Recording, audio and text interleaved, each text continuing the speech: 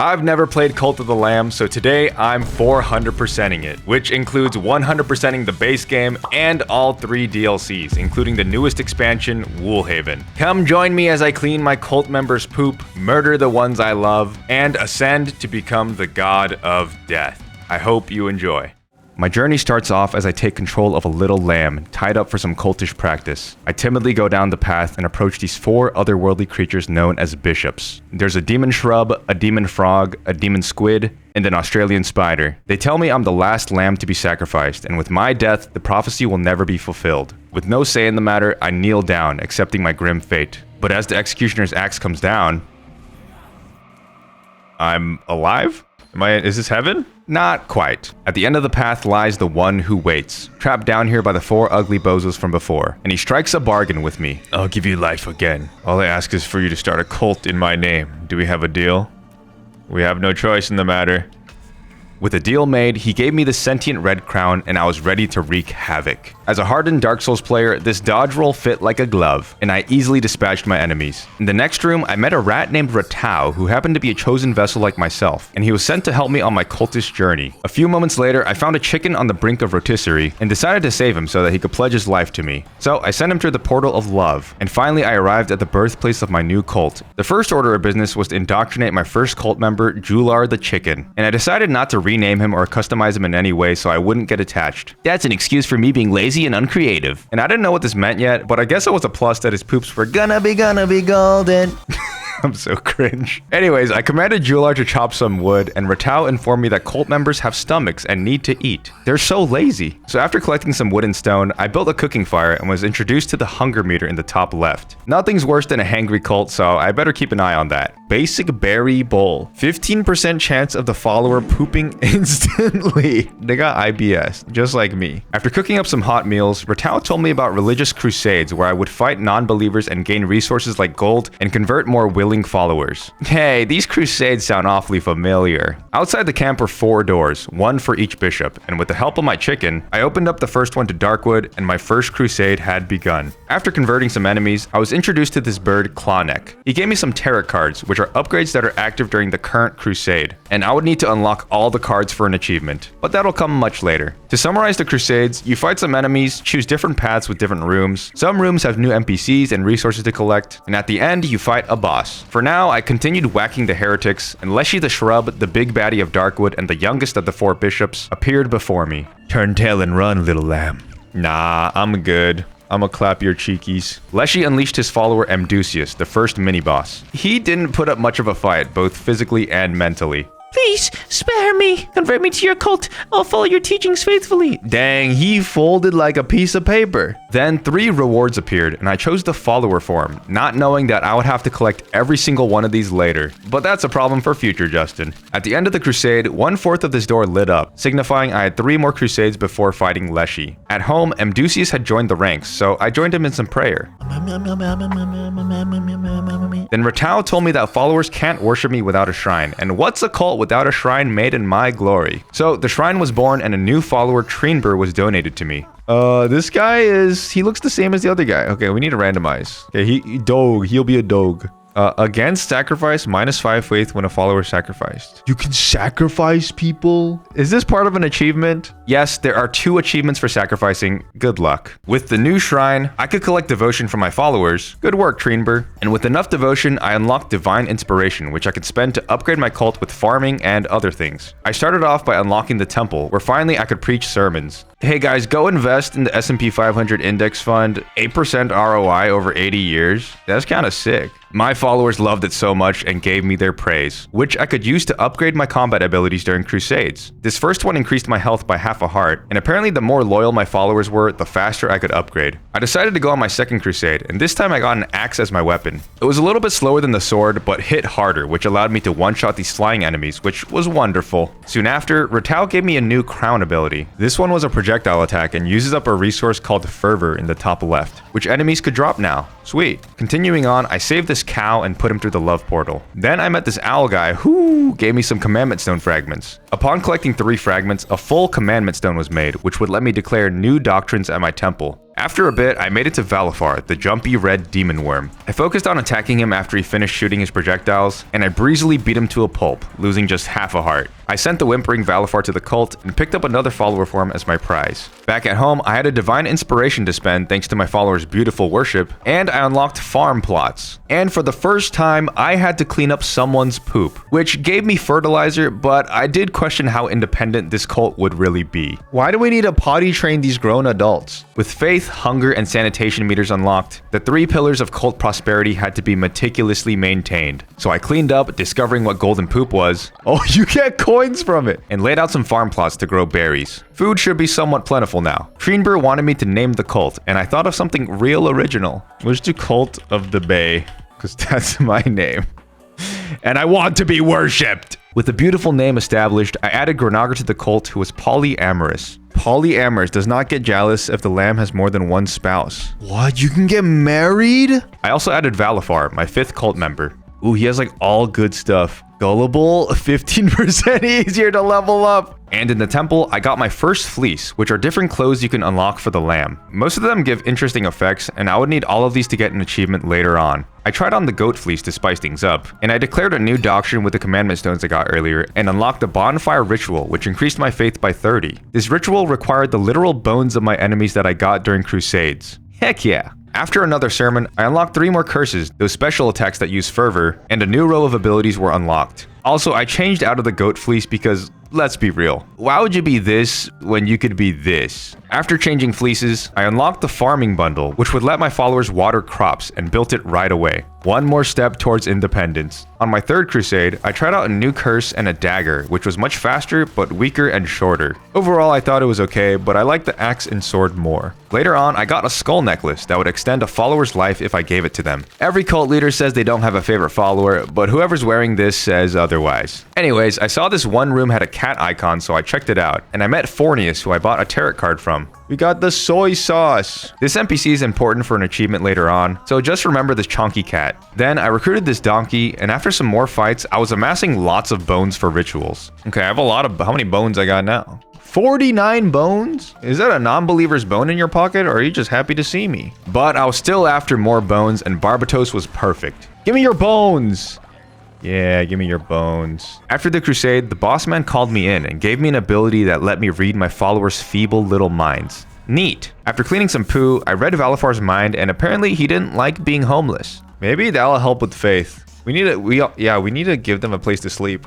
I forgot. And while I was making everyone's sleeping bags, I was interrupted by Treenber with a request. Leader, it would be so fun if you pulled some hilarious pranks on Granagar. They're real picky eaters, so let's make them eat poop. What is wrong with this guy? So I regrettably made a bowl of poop and watched in horror as Granagar consumed it a little too eagerly. Predictably, he looked sick and my faith dropped. Oh, leader, you're so funny. We're so lucky to have such a leader with such a great sense of humor. It's just a prank, bro. At least the quest was finished, and I gained the same amount of faith I lost. Whoa, there was no point in that. It's basically... I just made him eat poop. And that wouldn't be the last time. Anyways, I added Hammermer and Barbatos to the cult, and I finally made enough sleeping bags for everyone. I also remembered to do a bonfire ritual with the bones I collected, and it was magnificent. Then I went over to the Lonely Shack, a new area where Ratau lived. I played him in a minigame called Knucklebones and barely beat him. He gave me a tarot card, and to rub in my victory, I stole his berries before I left. Returning home, a peculiar statue had appeared, but it was related to the Woolhaven DLC, so I ignored it for now. The next day, I discovered you could bless your followers, which would increase their loyalty and the cult's overall faith. So I did that for everyone, and with more divine inspiration, I upgraded my cult to level 2, unlocking the next row of gadgets and increasing my shrine's devotion capacity. Then I declared a new doctrine and had the choice between 5 different categories. I chose work and worship and chose the faithful trait, which made my cult generate devotion 15% faster so I could unlock upgrades faster. It was now time for my 4th crusade to fight Leshy, and he states the obvious that I shouldn't trust the one who waits. Yeah, no, he looks like a swell guy. Speaking of obvious, I came across this obviously human man masquerading as a fish, and he invited me to Pilgrim's Passage, which I'll check later. Not too long after, it was time to face Leshy. I watched as his followers sacrificed themselves to power him, and the bishop transformed into a shrub with teeth. Leshy, like the other bishops to come, was a combination of all his followers' attacks. He summons enemies, creates spikies in the ground, and spews mint ice cream everywhere. Which is the best ice cream flavor, by the way? Fight me in the comments, I dare you. And just like his followers, I easily beat Leshy, getting hit just once. My reward was his heart, which I could use to unlock new crown abilities at the temple. And at home, my followers rejoiced that I had toppled one of 4 false idols. At my shrine, I unlocked the lumberyard, though I couldn't make one yet. And speaking of logs, Treenber requested that Granager eat poop again. I reluctantly accepted, but I didn't have enough poop, so it would have to wait. After blessing some followers, I had enough devotion to unlock the stone mine, which I placed here. The congregation yearns for the mines. And I also unlocked the shelter for better sleeping quarters. After a sermon, I unlocked the Might of the Devout, which would increase the starting level of my weapons during crusades. And I traded Leshy's heart for this new crown ability, which gave me a diseased heart, which is basically an extra heart, but when I lose it, it does damage to every enemy. Oh, and I declared a new doctrine. Is money the root of all evil, or is the true evil withholding it from me? Yo, megachurch pastors be like, I'll do extort tithes, because I'm a man of principle. The next day, I went to Pilgrim's Passage where the obvious man was, and he wanted to trade 4 rare fish for valuable items. Luckily, I caught 2 fish he wanted, and he gave me 2 pieces of this talisman, which meant nothing to me. I also needed an achievement to catch every single fish, and with nearly 50% of players getting it, I thought it'd be simple enough. For now, I went to the lighthouse where an axolotl was causing a ruckus. Apparently, he just needed 15 lumber to fuel the lighthouse, and they swore allegiance to me in return. A fair trade. I went outside to the pier and peered into the darkness when a creepy wolf emerged from the water. He requested a fish from me, and I got another talisman piece in return. Back home, I unlocked vampiric weapons, which could heal me when killing an enemy, cleaned up more feces, farmed, and admired my adorable followers. What are they doing? I blessed them for their chanting and received payment for their performance. But then, while I was fishing, I heard a discouraging sound. What was that? My faith had tanked because I forgot to do the poop quest for Treenber. I rushed home and found Treenber with red demon eyes, and he was dissenting.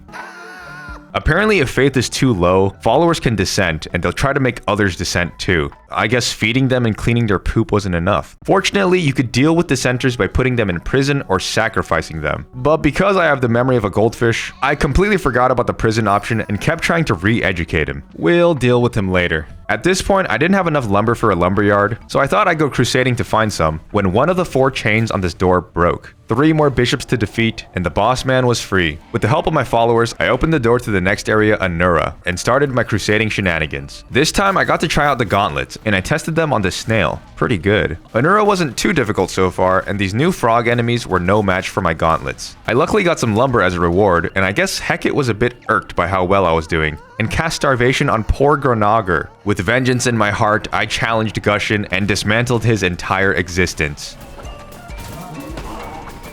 I headed home ready to feed Granager, but was summoned by the boss man, and he taught me a new ritual to sacrifice my followers to boost my combat abilities. I was a little distraught. Who is this god I serve? Who is this god I serve?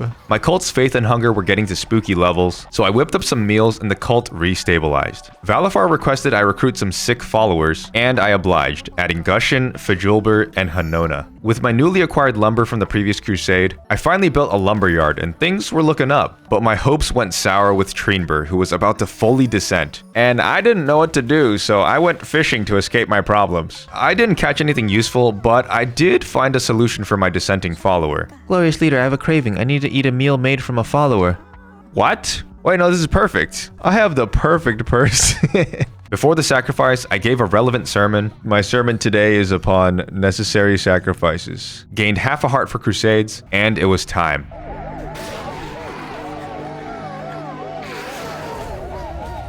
My followers' excited cheering disturbed me a little, but I could now make minced follower meat. Amdusius had his fill, and of course got sick, but at least Treenber was dealt with. At the start of day 15, Gushin didn't want to sleep on the ground anymore, but for some reason, I used my remaining lumber to upgrade someone else's sleeping bag. Sorry Gushin, goldfish memory and all that. Outside, I met the spider named Helob, a goated Lord of the Rings reference, and bought another follower that I instantly regretted buying.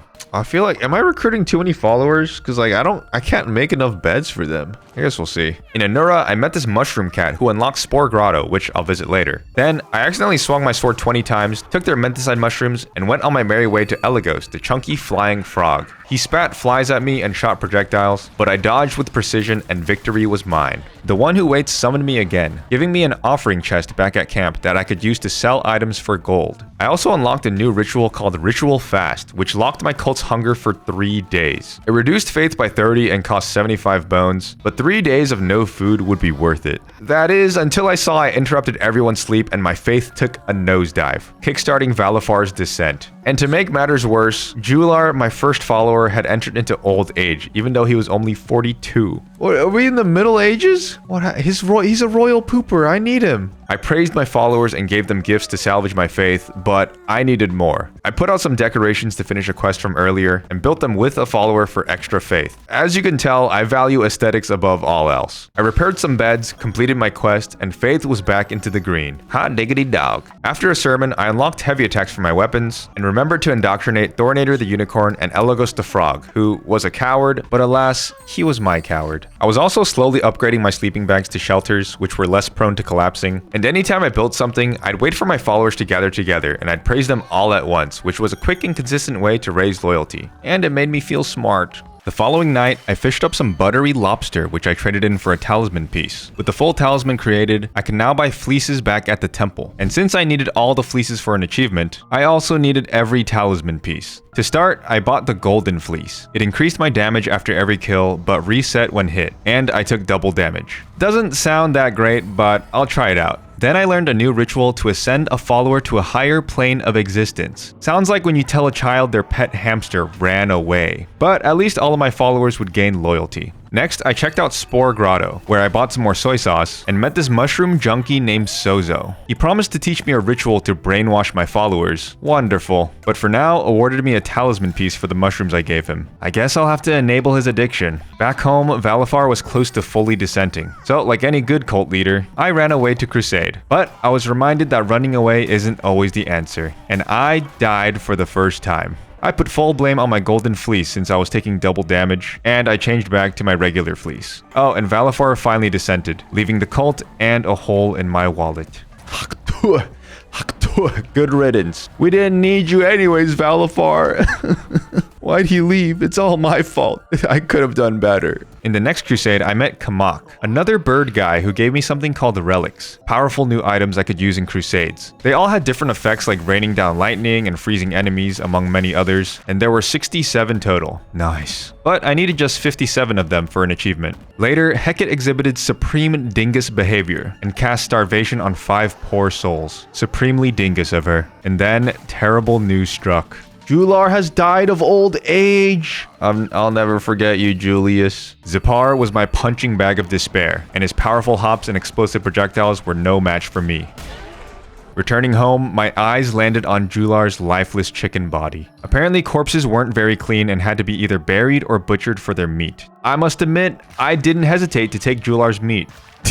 He looks a little too happy. They had a great time making this game, didn't they? It was also a great time to unlock the body pit, as I expected more followers to find eternal rest in the near future. But with death also comes life, and I welcomed Zipar, and I obtained the Belief in Afterlife trait, which decreased my faith loss from -20 to -5 when a follower died. The following day, Amdusius questioned my greatness due to a lack of decorations, so I added 3 more bushes, and he was satisfied. Looks fantastic, doesn't it? Back in Anura, I met Flinky the Snake, who I could play in the Knucklebones minigame, collected some scrumptious fertilizer and lumber, and bumped into shielded enemies for the first time. Their defenses could only be broken by heavy attacks, and were trickier to deal with. But I actually struggled a lot more against these projectile enemies. I think because the combat is pretty fast-paced, but these projectiles are so slow, there was this uneven rhythm that threw off my groove. Anyways, I met another bird guy named Kudai, who had some weapons or curses I could swap to. I didn't want anything though, so I continued on and finally arrived at Hecate, the second bishop. This terrifying toad was the first real challenge I had faced. Her tongue was big and fast, she summoned a swarm of flies and a legion of frog allies, and quickly jumped around despite her large stature. Ultimately, I died for the second time, getting her down to a little less than half health. And I guess my shoddy performance was enough for Thornator to call it quits, taking a hefty 1 gold with him. What a mad lad. Things were falling apart a little bit as Amdusius and Barbatos had entered into old age, and I needed to buckle down. I gave Hammermer a skull necklace to extend his life, a nature necklace to Zepar so he could harvest bonus resources. I made a tabernacle, which was a smaller shrine that followers could pray at, and I went into Darkwood as Zepar requested I save his brother who was separated from him. Apparently after Leshy's death, the enemies of Darkwood had gotten stronger. Even still, I rescued Zepar's brother and was face to face with Witness Agaris. It was a nail biter as he summoned a ton of enemies to do his dirty work, but I managed to clutch it out with half a heart left and I tore out his eyeball. Also, I now had the option to continue my crusade, but I chose not to. I welcomed Zepar's brother Natiger and made him hot pink so he looked distinct from his brother. And finally, I unlocked the refinery. This would let me refine basic materials like lumber, stone, and gold into materials like planks, stone blocks, and gold bricks that I would need for more advanced structures. So I built another lumberyard in preparation and visited the Lonely Shack, besting Flinky the Snake at Knucklebones and gaining another tarot card. After a sermon the next day, I unlocked the Might of the Devout 2 for even higher level weapons, and a new ritual to resurrect a dead follower. Without hesitation, I used my new ritual to bring back my first follower, Jular the Chicken. But something was off. This was not the Jular I remembered, and that's because he was cursed and needed to be specially healed. Unfortunately, this lamb didn't go to medical school, so I left Jular as he was for now. And immediately, the fertilizer hit the fan. While I was indoctrinating new followers, Barbatos died of old age. And as the crowd was forming around Barbatos, Jular saw his chance and ate Granagar. I know I should have seen that coming given how Jular looked like a zombie. But come on man, Barbatos was right there. At least eat the dead guy. Well, for now, I wrapped up Barbatos' body and buried him. But what the heck was I supposed to do with Jular? Heal him? Sacrifice him? Would he eat someone else? I didn't know, but what I did know was to look forward, recruiting Hootie, expanding my farm, and getting my rematch with Hecate. This attempt was much better as I was used to her attacks and decided to play more patiently, getting only a few hits in before backing off. This method worked, and eventually the second bishop was slain, giving me Hecate's heart. The one who waits praised me, saying that he enjoyed watching me destroy Hecate. Thanks, Dad. My followers were similarly overjoyed, but someone was missing from the celebration. Amdusius had passed away beside the shrine, but at least he died doing what he loved, praising me. The next day, thanks to a steady supply of lumber, I built a scarecrow, a seed silo, and another lumberyard. My cult was growing day by day. I returned to Sozo since I had enough mushrooms, and he gave me a talisman piece and taught me the brainwashing ritual, which locked my followers' faith for 3 whole days. Powerful stuff. Then I went fishing, and while there was again no squid, I did find a new relic. But don't worry guys, the squid will come. I hope. The next few days were quite busy. I first unlocked some more curses for crusades, then got this really useful crown ability that would let me abandon a crusade run. I unlocked the Inspire Follower command, which was an upgraded Bless command. I started a fast, built another farmer station, and Gushin requested I memorialize the perfection of the cult with a nice family picture. I finally unlocked the outhouse, but needed to refine lumber to planks in order to make it. So I built my first refinery and got that process going. Okay, that's how he does it? What? I went fishing again. Bro, squids just don't exist. And with the lumber refined into planks, I could now make the outhouse, which, naturally, inspired Witness Agaris to request a hot and steaming poop meal. Why is this in the game? No, you shouldn't be that happy about it. Well, the deed was done, and going outside, another chain had broken. And with my boys, the door to Anchordeep was unlocked. My first crusade in this underwater area introduced me to the hammer, which was incredibly slow, but incredibly powerful. I wasn't the biggest fan given the speed, but its sound effect was quite satisfying. Deeper into the crusade, I discovered cotton for the first time, smashed some explosive jellyfish, then Calamar appeared and gave Zepar COVID. What the heck, man? And Salios the Spiky was up, and I melted his health with my hammer and my curse. It was a beatdown. I chose cauliflower as my reward, a new food source, and my first crusade to Anchordeep was a success. Back home, I repaired all of my shelters and recruited Salios, who was apparently a jerk. Maybe some peaceful farming will heal his personality. But that's when tragedy struck again, and Jular's voracious appetite claimed another victim. I did what I do best and left to get the milk. On my crusade, I met Clunkle and Bop, more of Ratau's Knucklebone's companions, and I discovered grapes. I also met Ratu, who heals you and is related to Ratau, I assume, as he is a rat, after all. Again, Calamar shows up and spreads Ligma to 5 followers this time, and in return, I gave Ligma to Haberim. Jellyfish threw themselves at me and fireballs flew fast, but with well-timed dodges and relentless pressure, I was victorious, gaining a bounty of cauliflower seeds. Returning home, a weight was lifted from my lamb shoulders as I finally had the materials for a healing bay. But unfortunately, I didn't have enough materials to heal Jular of his zombie ways. I was really worried Jular might eat someone else by the time I got the materials I needed. So, with a heavy heart, I sent him to the big farm in the sky. Goodbye, Jular. I planted some red flowers to avoid a future incident like this when Hanona tragically died from Ligma. I may have forgotten to send him to bed rest after Calamar infected him. Into the ground you go. I distracted myself with a game of Knucklebones and won, gaining another tarot card. And on my 3rd Anchor Deep crusade, I met Plimbo the Smuggler, who opens up Smuggler's Sanctuary, which I'll visit later. Balzabub was next on the chopping block, and with this relic that freezes enemies, it was game over. Poor Balzabub never stood a chance, but at least he had a home in my cult. Except he was apparently a snorer, so I moved his sleeping bag over here to not disturb anyone's sleep. In the morning, I unlocked the Grass Eater trait, which removed any faith loss from a follower eating grass. This essentially solved the hunger problem as grass was very abundant. I also welcomed Brenna and Jar, fed everybody, and headed to Smuggler's Sanctuary. Plimbo was interested in those creepy eyes I got from Witness mini-bosses, so he could sell them on the black market. And in exchange, he gave me talisman pieces, which I very much needed. Returning home, I upgraded my cult to level 3, and out of nowhere, Salios the Jerk stole some of my gold. This was unacceptable behavior, so as a mature adult,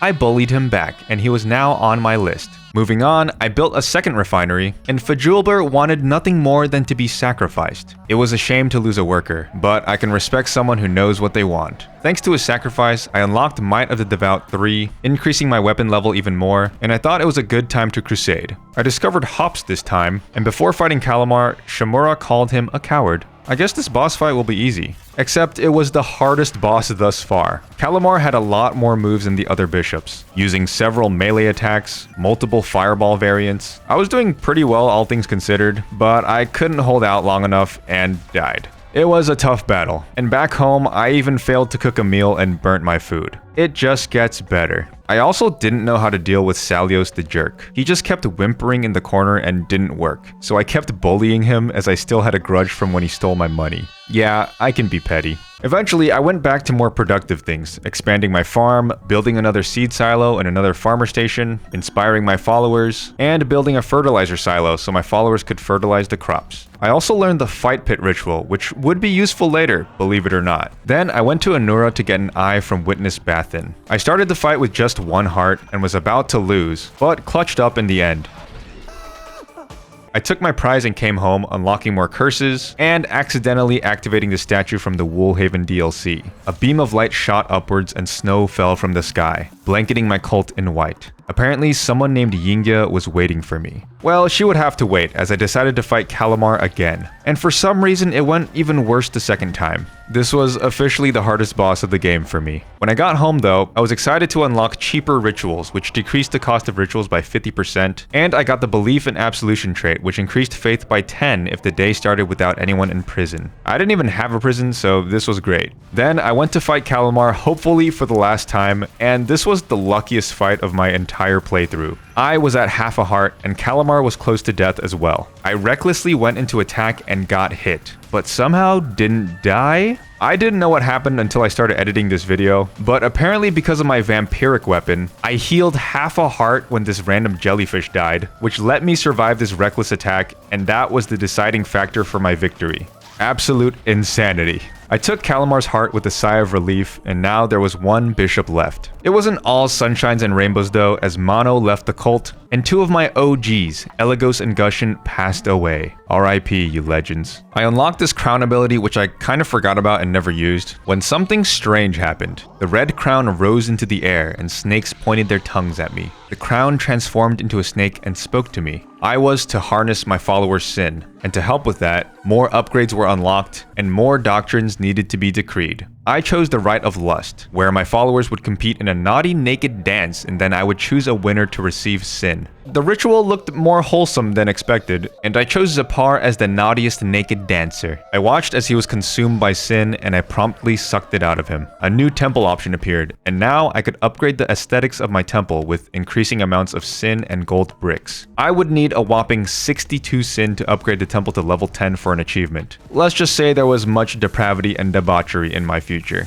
After the ritual, everybody was naked, and I gotta say, it was kind of a vibe. The next day, I had the choice between unlocking Ritual of the Harvest, which immediately grows all my crops, or Ritual of the Ocean's Bounty, which made special fish more likely to appear for 2 days. Since I was struggling to catch that squid, of course I chose the fishing one. Nope, I chose the farming one. Yeah, that was a mistake. Anyways, I expanded my refinery so now I had 5 total, and I upgraded one of my farmer stations to level 2, which allowed my followers to harvest crops for me now, which was huge. Also, I grew tired of Salios' freeloading and sent him away. See you never, bozo. With the 3rd chain broken, I wanted to unlock the last area, Silk Cradle, but alas, I didn't have enough followers. So I bought this blue giraffe from Helob who turned out to be lustful. Oh, he-a-ho. Witness Agaris passed away. Goodbye, friend. And I went into Anura to rescue someone when I saw Mayhem's Cannon, a blunderbuss weapon.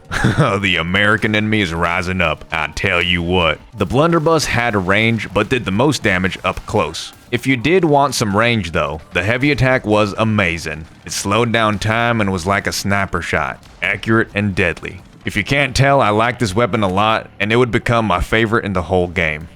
Sorry. Later on, I rescued this fella named Patty Jewel, got the Respect Your Elders trait, upgraded another farmer station, and then added Thorber and Fejuler, bringing my follower count to 12, which was enough to unlock Silk Cradle. But before that, for the next few days, I focused on developing my cult. I created an offering statue where followers could leave gifts for me, unlocked merciless weapons which have a chance to crit. Hootie told me he was in love with Haberim and needed flowers from Darkwood, and on my way to buy a follower, Zapar passed away. I finished the transaction and went back to harvest his meat. Now, maybe I should have explained this earlier so I don't seem too cold-hearted, but when I harvest their meat, I make sure to sell it at the offering chest at a good price. This makes it okay. Anyways, I upgraded my cult to level 4. Woo! I also welcomed Angel to the cult, who was hot-tempered, and I believe it because he immediately chose violence with Hootie. These children, man. Next, I visited Plimbo and exchanged an eye for a talisman piece. You know how the fishing went. And I unlocked this new fleece which gave me 4 tarot cards at the start of a crusade run. And it looked pretty swag. I added Fiber to the team and Haberim died, who I just remembered Hootie was in love with.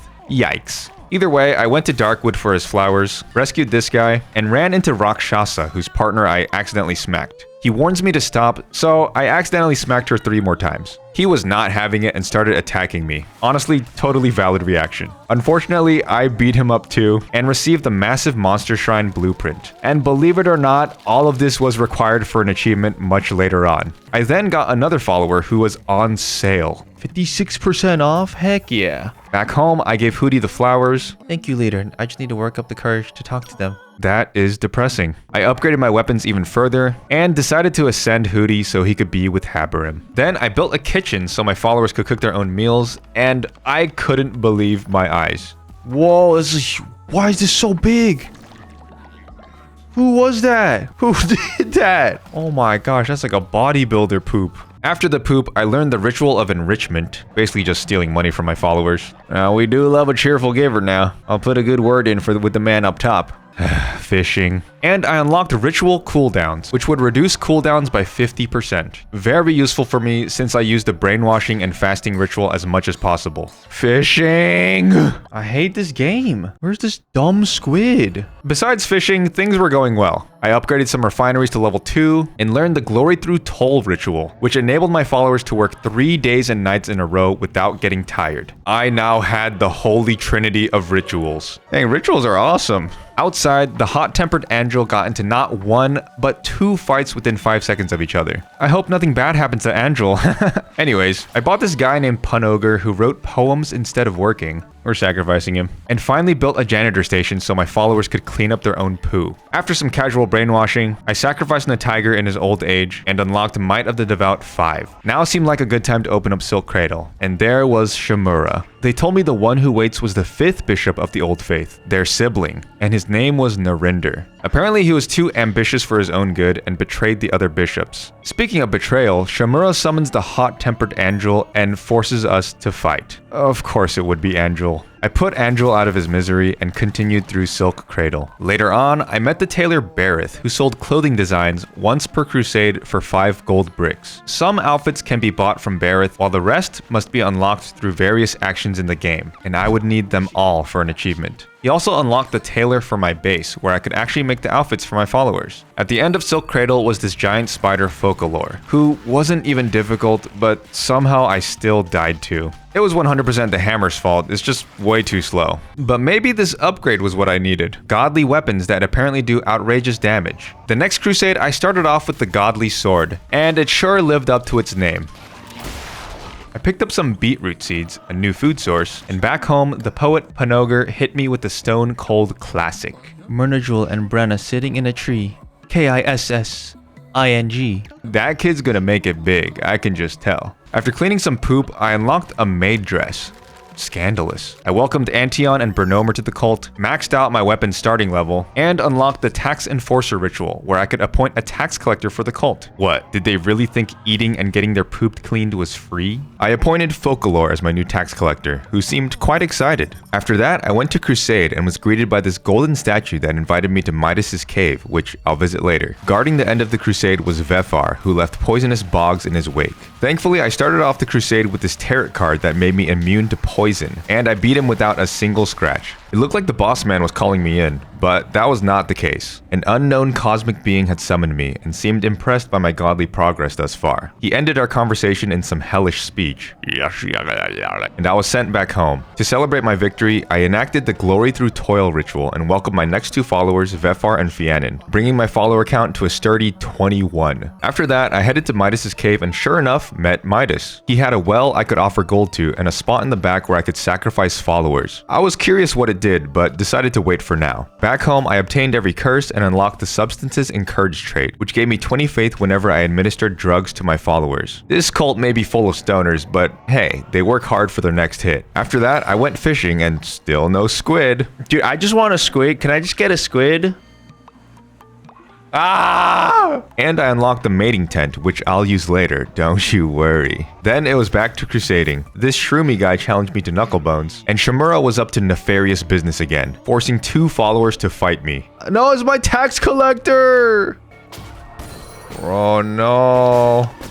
Before long, I arrived at Horus, who looked intimidating, but I beat him without taking any damage. Back-to-back crusades of absolute domination. And back home, Beelzebub had been dominated by life, and my harvesting cleaver. Oh, a relic. I knew my butchering efforts were justified. The following day, I built a shared shelter which could house multiple followers and would never fall apart. I upgraded a stone mine to level 2, unlocked new relics, obtained a devotee trait which increased faith accrual during sermons, and I started another fast. Jar died, though no one could see it, and I definitely didn't take his meat. I welcomed Horus the football head, and I finally put this confession booth I built a while ago to use. In the confession booth, I could choose a follower to confess their deep dark secrets once a day, and they would come out of the session with higher loyalty. I also unlocked this demonic summoning circle, which I regrettably didn't use as much as I should have, and with some gold bricks refined, I headed to Midas's cave again to see what this well was about. Apparently, I could deposit 350 gold into it and something would happen, but my finances weren't up to par, so it would have to wait. The next day, I unlocked the Sinner's Pride ritual, which would combine everyone's sin and put it into one person. Sounds like a fun time. And I beat Shroomy at Knucklebones, albeit after 2 embarrassing losses. Now I had beaten every Knucklebones player and received a Knucklebones Arena blueprint so my followers could play back at home. Finally, a nice leisurely activity besides eating poop. Well, Panogar was using his time well and crafted this beautiful poem in my honor. The leader blazes shining bright, casting off the shades of night. Hey, wait, that's actually kind of good. That was actually kind of fire. And finally, I decided to use my missionary building, where you can send your followers to gather certain resources for you with a small chance of death. I sent Brenna to make me some money as his chances seemed good, and off he went. After a juicy sermon the next day, I unlocked some more relics, and I appointed Horus as my new tax collector. Hopefully this one wouldn't try to kill me.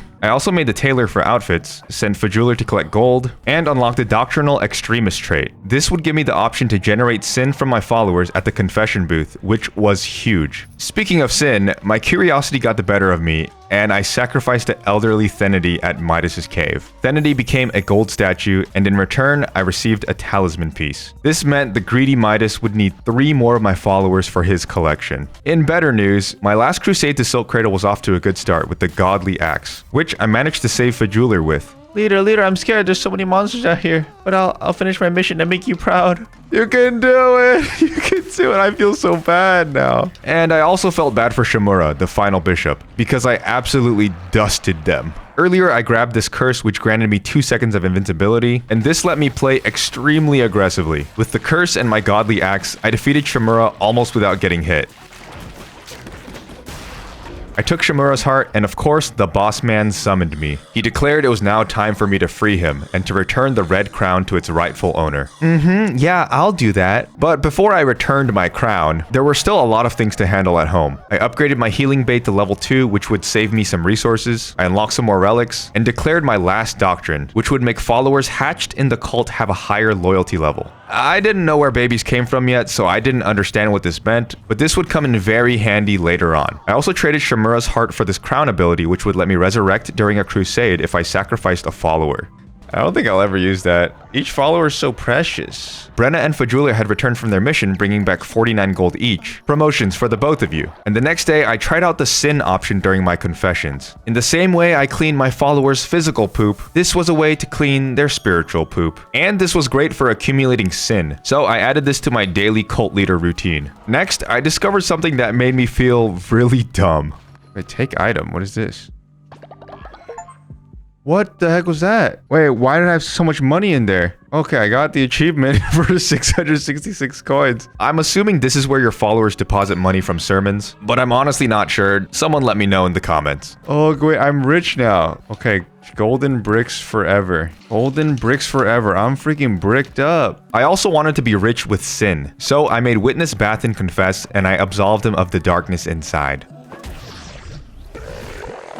With his sin, I upgraded my temple to level 3. Just 8 more levels and 61 sin to go. This would take a while, but there was no time like the present. So I did the Rite of Lust and Sinner's Pride rituals, the latter of which pours everyone's sin into one follower. Looks pleasant. Continuing the trend, I sacrificed Fiber to Midas for another talisman piece. Is he the greedy one?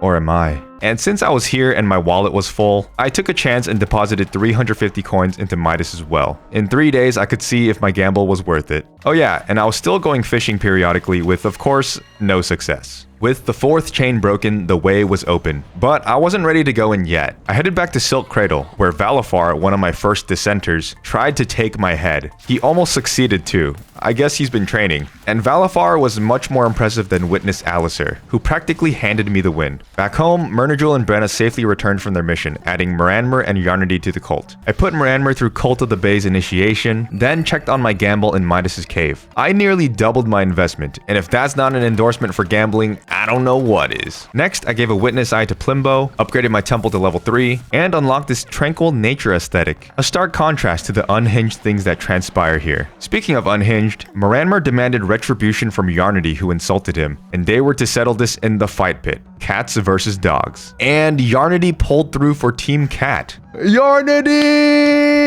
As a benevolent dictator, I let Moranmer live despite his defeat and got a tarot card. And apparently Yarnady hated that entire experience. Oh yeah, he scares easily. I forgot. Anyways, Patty Jewel tragically died, and it was about time to pay a visit to my boss. But apparently I needed 20 followers to see him. Mortality is such a skill issue, man. Luckily though, Helob gave me this old guy for free, and I sent Fajuler, Brenna, and Jolter to gather followers. I also rescued this duck while on crusade, but unfortunately, Panogar, my little poet, passed away. Rest in pieces. My boys returned from mission, and with Witness Astaroth, Fajolti, Anbrigger, and Fatiber, I was now at 21 followers. I built them a shelter, then got distracted from my main objective and built a demonic summoning circle, a drink house, a mating tent, and a drum circle. At the drink house, my followers generated sin by drinking this tasty liquid, and at the drum circle, I could generate an entire sin every few days by playing this little minigame. I now had the holy trinity of producing sin: therapy, dancing to rock and roll, and alcoholism. Well, at least they were having a good time.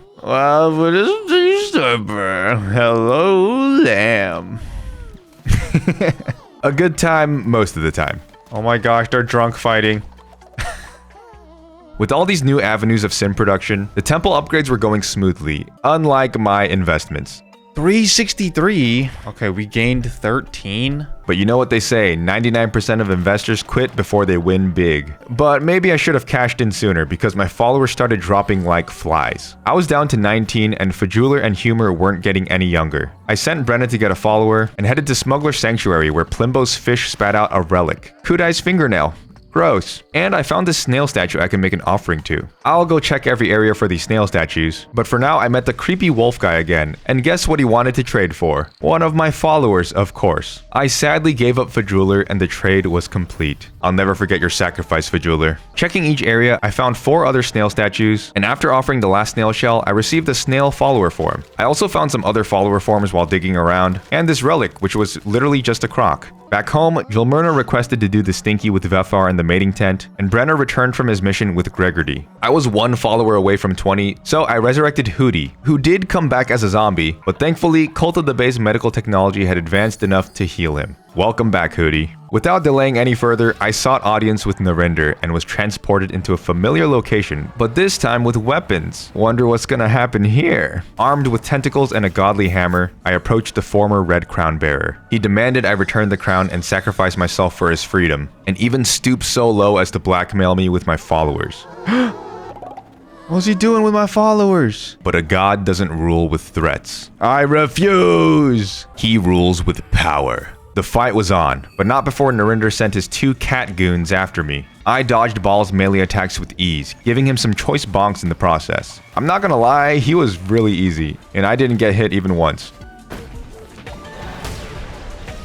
Next up was Aim, who was a bit trickier thanks to his faster projectiles, but still quite easy. I got hit once, and he met the same fate. And now it was time for the big baddie himself, who apparently had enough strength to break his own chains and free himself, but we won't talk about that. Narinder had more impressive attacks than his henchmen, from his spiky attacks to his fiery fireballs. I had to be a little bit more focused this time, but even still, I was resolved to rescue my followers and showed him who the real god was. But he wasn't going down easy. Okay, this is the real fight. Ooh. Yo, he looks so cool. No, my followers! They're being crucified.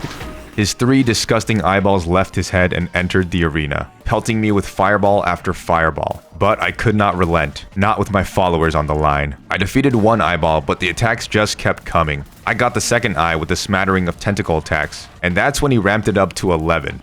Whoa, that's a crazy pattern. Woo! But I bided my time, slowly chipping away at him, until he was 1 hit away from defeat. With the swing of my hammer, the fight was over. Narinder had been supplanted and diminished into a very follower-like form. I was given the option to spare or murder him, and I spared him, as nothing is more humiliating than swearing fealty to your former servant. My followers swarmed around me in celebration, and I had become the god I was meant to be. At least for now, as there was still a lot of achievements and lots of DLC to complete. And wouldn't you know it, my former boss was now part of the cult forever as he was immortal, though he wasn't too fond of me.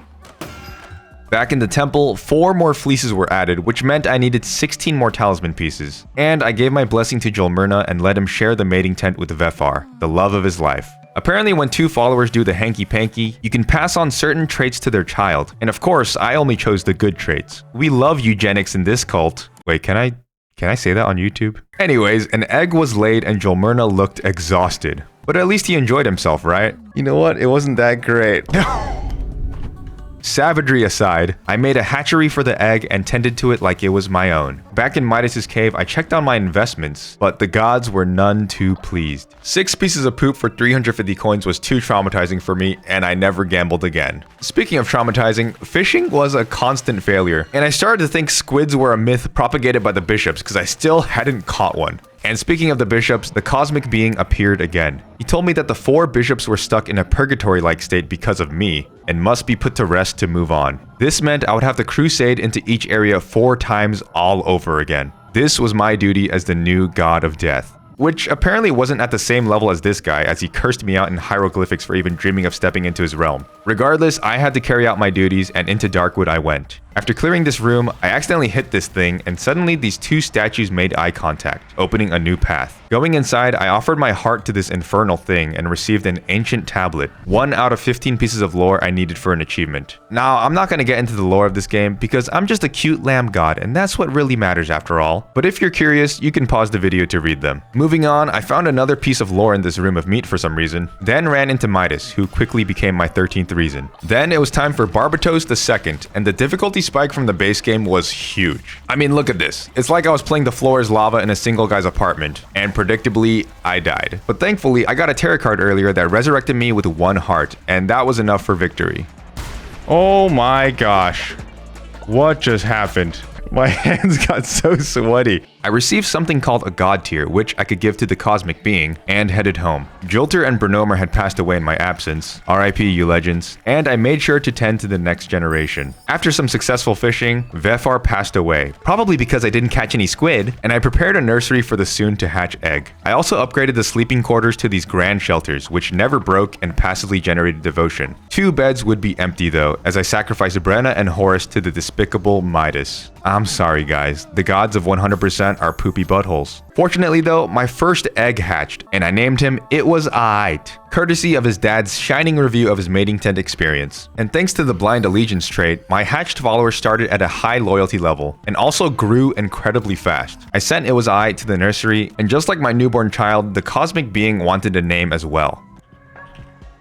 We'll name you Glurm. I gave Glurm my god tier from the previous crusade, which spun this wheel of assorted prizes. I received a missionary necklace, which increased the odds of a successful mission, but as you can see, there were all sorts of valuable rewards, and since I needed all of them, I would need a lot of god tiers. For now, I went back into Darkwood, and Leshy welcomed me warm-heartedly. What a kind bush. Then I found another lore tablet by pure accident, and swiftly dispatched of Amdusius II, earning me another god tier. I traded it in for a relic, and continued crusading, this time against Valafar II. He was a bit tricky now that his projectiles could bounce around, but I as a player had upgraded as well, and my trusty blunderbuss finished the job. Witness Batten was finished as well, so to make up for the loss, I set up Gregardy and Fidgelty on a blind date, and things ramped up rather quickly. Then I noticed It Was Aight wasn't in the nursery anymore, and that's because he would become an adult soon. Though he still wore a diaper, they grow up so fast. Anyways, I traded in another god tier for a blueprint. Wow, Glurm, you really shouldn't have. And back in Darkwood, I found another piece of lore, and my rematch with Leshy had arrived, though he looked quite battered and bruised. I honestly didn't notice anything too different about this fight except for this one move, which I don't know how I dodged. So this was another easy victory for Cult of the Bay. Just like Narender, Leshy could apparently join my cult, and I received 3 god tiers for my efforts. Massive. Back home, It Was Aight had reached adulthood, which meant I could legally put him to work, and Leshy joined the cult. He wasn't too enthused, but he'll come around. They all do.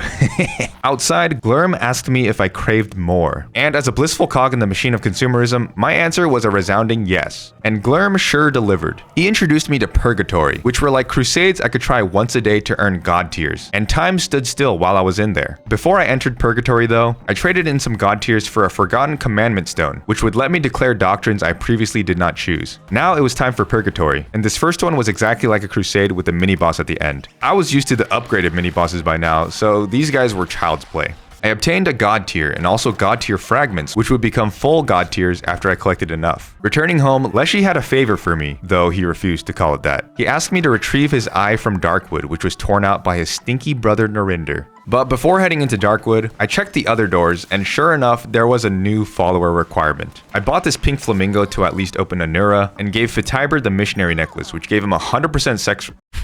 100% success rate on missions, so I sent him to recruit followers. Also, my next egg was ready to hatch.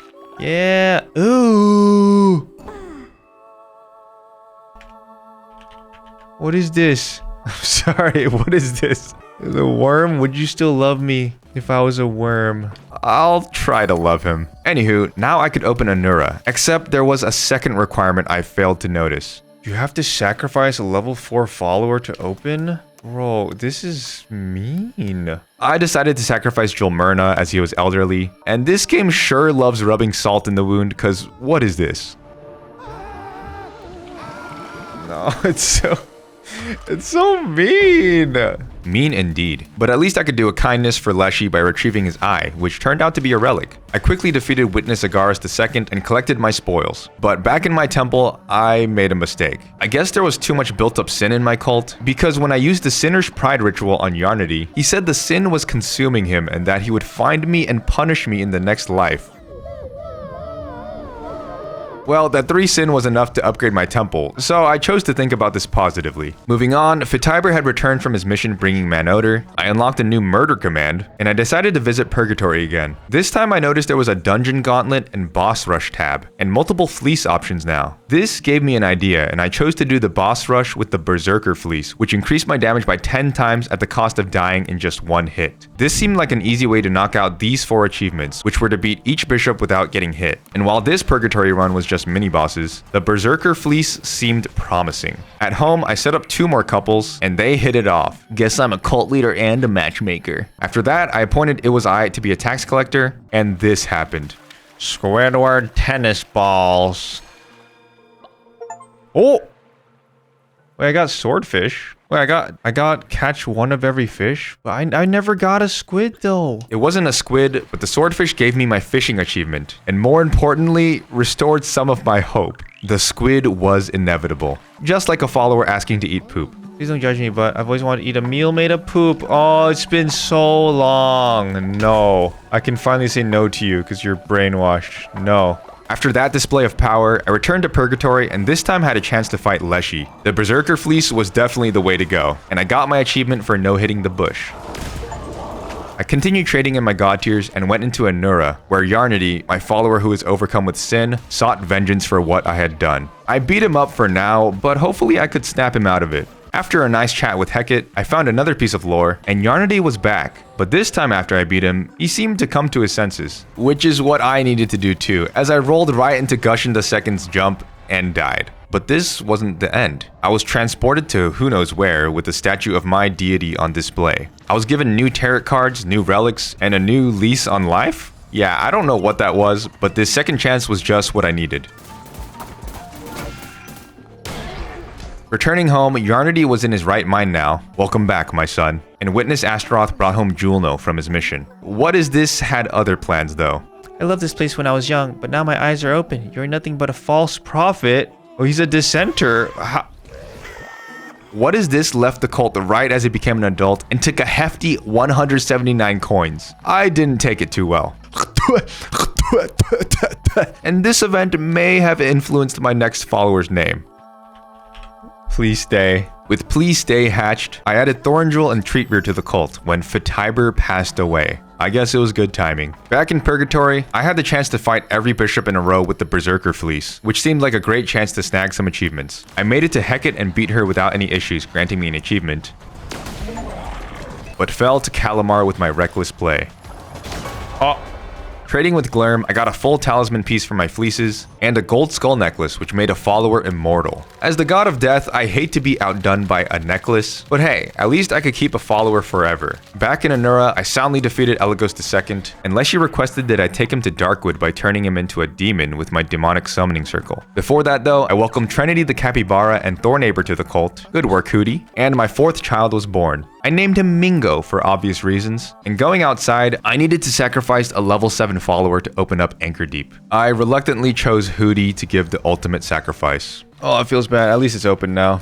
I inspired my followers despite the loss, and paired up It Was I and Treatrear at the mating tent. Treatrear. After this, for sure. An egg was laid, and as soon as It Was I reached level 10, he requested to become one of my disciples, the pinnacle of loyalty. I could think of no one better than It Was I, so I immediately performed the ritual and he was anointed with a halo. It Was I was my first disciple, and I would need a total of 12 for an achievement. For now, I returned to Purgatory, and thanks to this curse that granted me 2 seconds of invincibility, my reckless play was rewarded, and I managed to beat both Calamar and Shimura without taking damage. There we go. And the good news kept coming. I was able to get the Ritual of the Ocean's Bounty, which I immediately used. And after 3 casts... Squid! Oh my gosh, finally.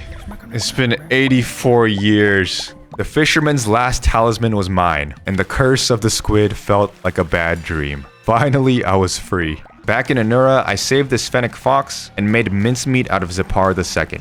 Returning home, my 5th child had been born, granting me an achievement, and I decided to give this one a normal name, and thus Jim was born. Please Stay became an adult, and living up to his name, he did in fact stay. Lamb bless you, child. Also, I unlocked this empowered shrine of disciples, which my disciples could pray at to give me boosts during crusades. Heck yeah. Jim was steadily growing, and I turned Leshy into a demon to chaperone him to Darkwood. At the end of my crusade, I didn't expect a genuinely touching moment. Leshy reminisced about Darkwood and his ignorance to Narendra's plot, and he seemed to find some peace.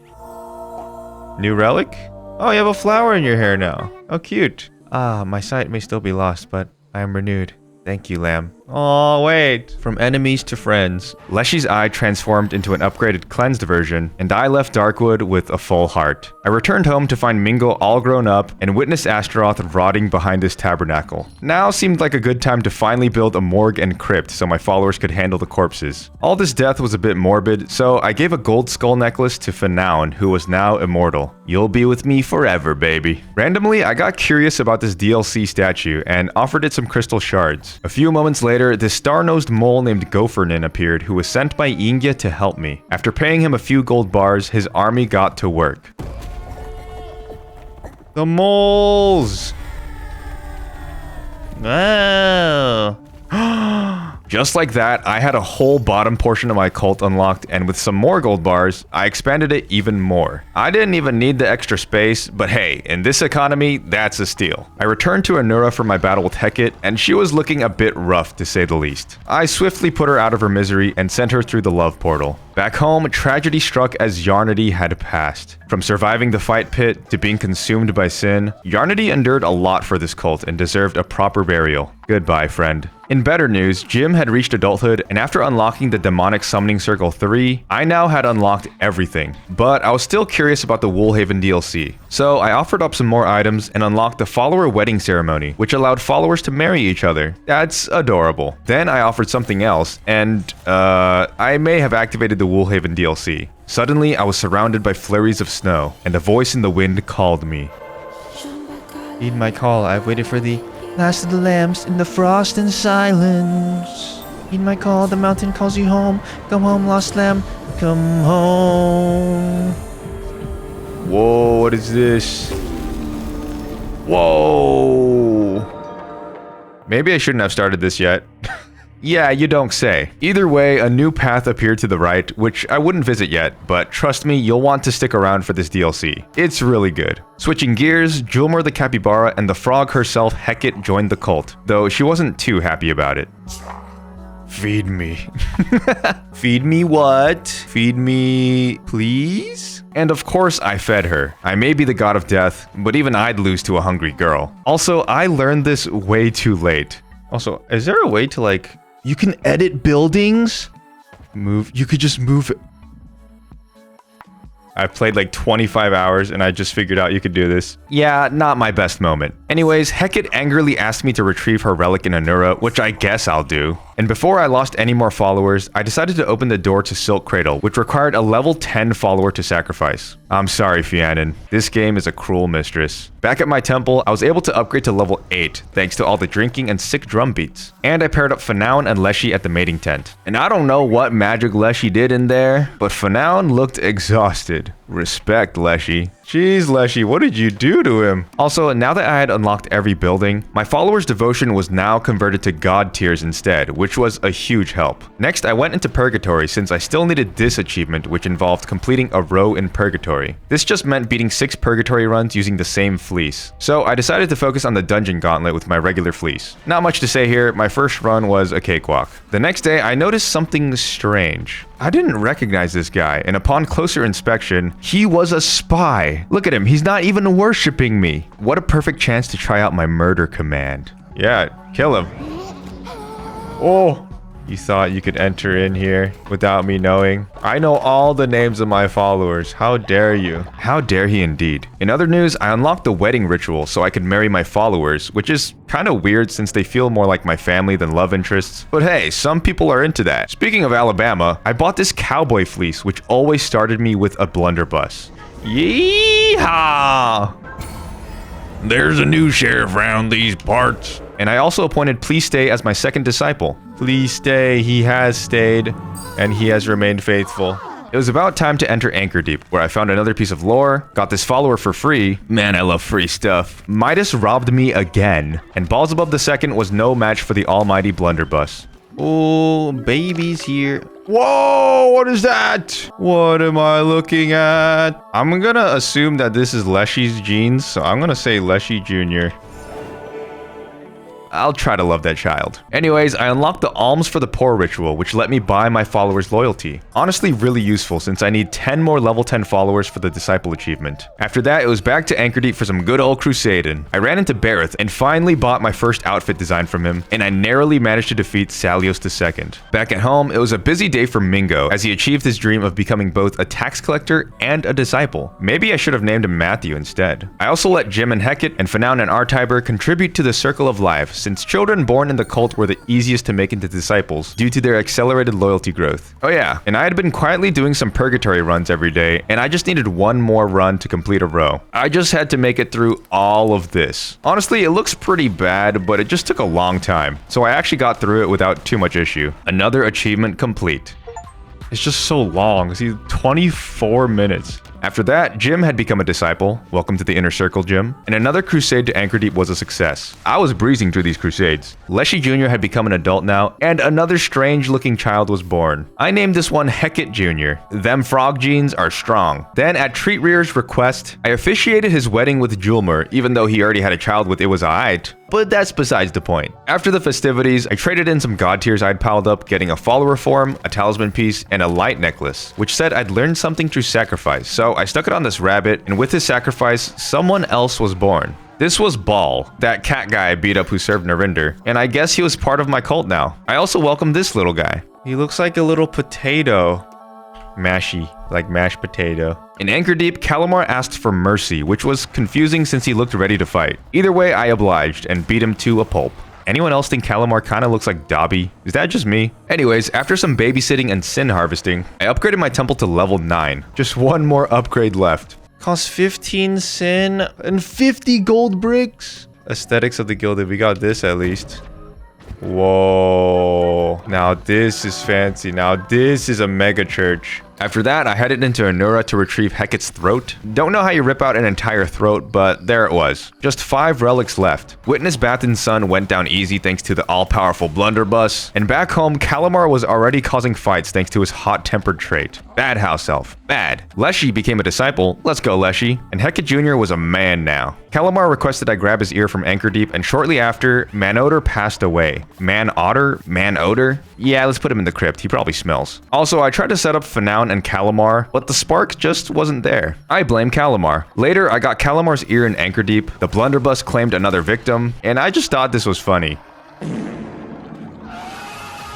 Hecate requested I take her to Anura using the Demon Circle, and I unlocked the Born of Sin trait, which gave me some sin every time a follower was hatched. Then I started my crusades in Silk Cradle, and my first crusade went without a hitch. Honestly, it was harder to control Calamar, who kept getting into fights. Following in the footsteps of his father, Leshy Jr. also became a disciple, and my next crusade to Silk Cradle went smoothly. I grabbed some more lore, bought a new design from Bareth, and let the blunderbuss work its magic. Also, I think Mashy deserves a trophy, because how did this come out of his tiny baby body? Whoa!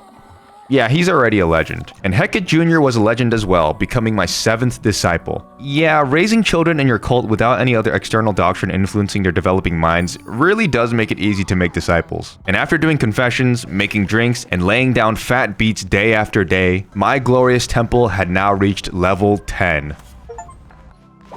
Oh, it's so tranquil. Oh, I love it.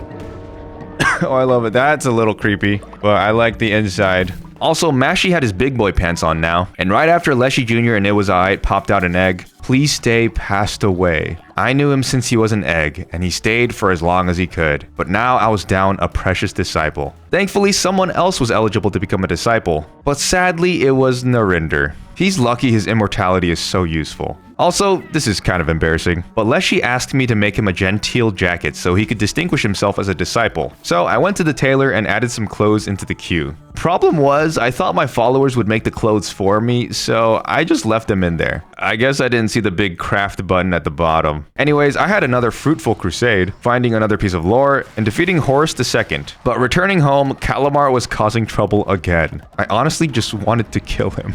Later, I gave Fanaun a gift, boosting him up to level 10, and it was disciple time. The halo looks great on you, buddy. But during my final crusade in Silk Cradle, I received bad news. I failed the quest to make Leshy an outfit, and my faith plummeted, causing Leshy Jr. to dissent. I tried to get through the crusade as quick as possible, but I had to slow down and savor this specific moment. Midas stole from me once again, except this time I could fight back. He still managed to take 600 gold from me, but the sweet bliss of revenge was like honey to my lips.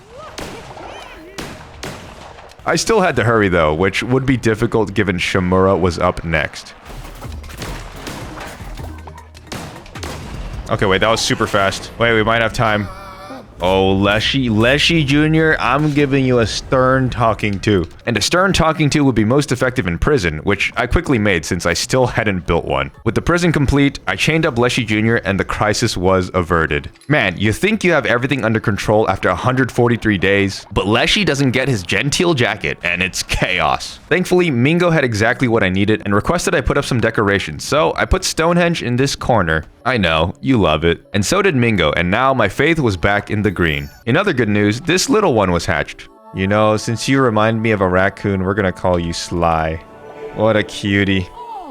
Also, Shamura had now joined the cult, though they immediately started dissenting, so I built my second prison right next to the first. At least they have some company now. Going outside, the cosmic being Glurm informed me that my task was complete now that each bishop was free from their purgatory-like state, and he gave me the God of Death fleece, concluding my deification. It's like I was gifted a God of Death mug, but it was actually true. The credits rolled again, but of course, the 400% completion was still far from over. But at least Leshy Jr.'s dissenting was over, and he was so loyal to the cult now that he mocked Shamura's dissenting ways, even though he was in the same position a minute earlier. Later, I traded in a god tier for the Dark Necklace, which seemed to be a companion to the Light Necklace from earlier. And after some self-reflection, Shamura was now reborn into a loyal follower. I promoted Mashy from loyal follower to disciple, Shamura requested I retrieve their something or other in Silk Cradle, and I resurrected Please Stay as I was getting close to 12 disciples now. Welcome back, old friend. Back in Spore Grotto, Sozo wasn't looking too hot. Perhaps one too many mushrooms. I should check on him later. I also met the creepy wolf again, and this time he drove an even harder bargain. I could sacrifice either half a red heart or 2 of my followers. Not wanting even more blood on my hands, I gladly gave up half a heart, and another stinky talisman piece was mine. Just 4 more pieces to go, and I would have every single fleece unlocked. In Midas's cave, I ran into the wolf one last time, and this was his final request. In exchange, I want only one thing. Ratau? Why did they make the 100% so mean, so evil? I have no choice. With no say in the matter, I summoned my friend and mentor and had to sit through this heartbreaking scene. Oh, it's you. No, wait. Lamb, don't trust this murderer. No.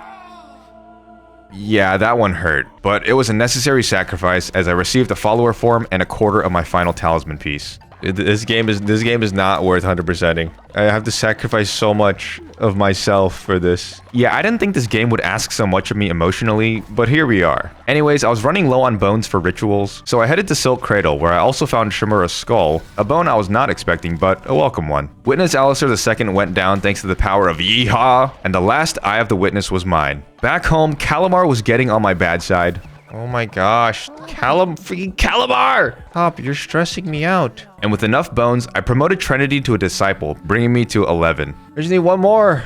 We just need one more. I also gave Artiber the Dark Necklace, and after volunteering as tribute, he was replaced with Im, the other cat who used to serve that loser. With both Ball and I'm in my cult, I turned them into demons to take them on crusade, and brought them to Fornius, who turned out to be their mom. They had been separated since birth, and in a touching reunion, I received their father's vengeful tears and their mother's merciful tears. 2 relics and an achievement. How wholesome. Back home, Sly had come of age, and it was demon time for Hecate. I brought her to the end of Anura, where she reminisced about the happiness she felt here, and her relic was cleansed. Hopefully she could find some new happiness in my cult, as she was now a disciple. And with that, I now had 12 disciples. It was glorious. Less glorious, though, was Sozo's health, and I pilfered a mushroom from his lifeless body, which happened to be a seed of Sozo. I planted his seed in the name of science, and gave it some rainbow fertilizer for good measure. Immediately, it was ready for harvest, and a reborn Sozo had popped out. He was physically back, but mentally still unwell, as he requested for more mushrooms, the very thing that killed him.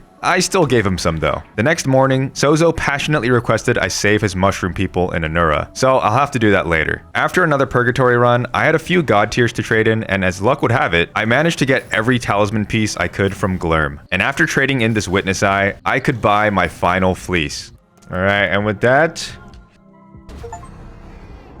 transmute, unlock all fleeces. Woo! Yeah, baby! The only reason I needed god tiers now was for the follower forms, which hopefully wouldn't take too long. Moving on, I went on crusade and found a piece of lore, bought another outfit design, and while trying to rescue this mushroom guy for Sozo, Mingo tragically passed away. Mingo died. No, Mingo. I continued on in honor of Mingo, completing Sozo's request and welcoming Toad to the cult. Looking in the morgue, I saw Mingo, and apparently Jim died too? It just gets worse, man. I laid them to rest, and apparently Sozo was not worried for his followers, but rather his next hit, an 8 Toad. Sozo, that's a person! Yeah, we'll fix him soon. Now it was Calamar's time to visit his home, and after some reminiscing about his cowardice, his relic was cleansed. Back home, Sozo requested I rescue another mushroom follower, but I had learned my lesson. Of course, I denied him, and immediately he dissented. Some time in prison will do him good. The next day, as I was bringing Shimura through Silk Cradle, I bumped into Ratu, and he challenged me to complete the next 3 rooms without dodging. It was a piece of cake, and as a reward, he gave me my second to last tarot card. Just 1 more left. At the end of the crusade, Shimura spoke of the betrayals, the blood spilled, the sacrifices they made. It all took a toll on them, but now they were free. They were cleansed. Returning home, Narinder had something to tell me. With my reign as the god of death,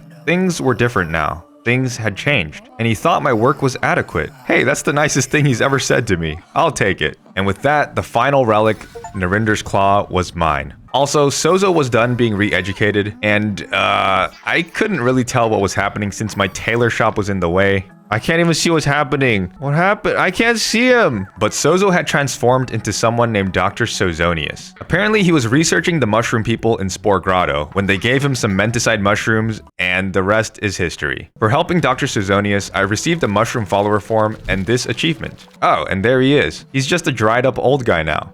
Yeah, don't do drugs, kids. After all of that, I wanted to focus on these 3 achievements: finding my last tarot card, discovering all the lore, and unlocking all the outfits. On my next 2 crusades, I found ancient tablets 6 and 7. Nice. And I bought my last outfit from Bareth, which meant I would need to unlock the other outfits through other actions, which we'll get into. Back home, Leshy Jr. and Dr. Sozonius passed away. Rest in peace, you two. And in the following crusade, I found these 2 pieces of lore. After some research, I wasn't too happy to find that to unlock a certain outfit, I had to do this. They say you gotta break a few eggs to make an omelet, but this took it a bit too literally. Secret outfit discovered. Chef's jacket.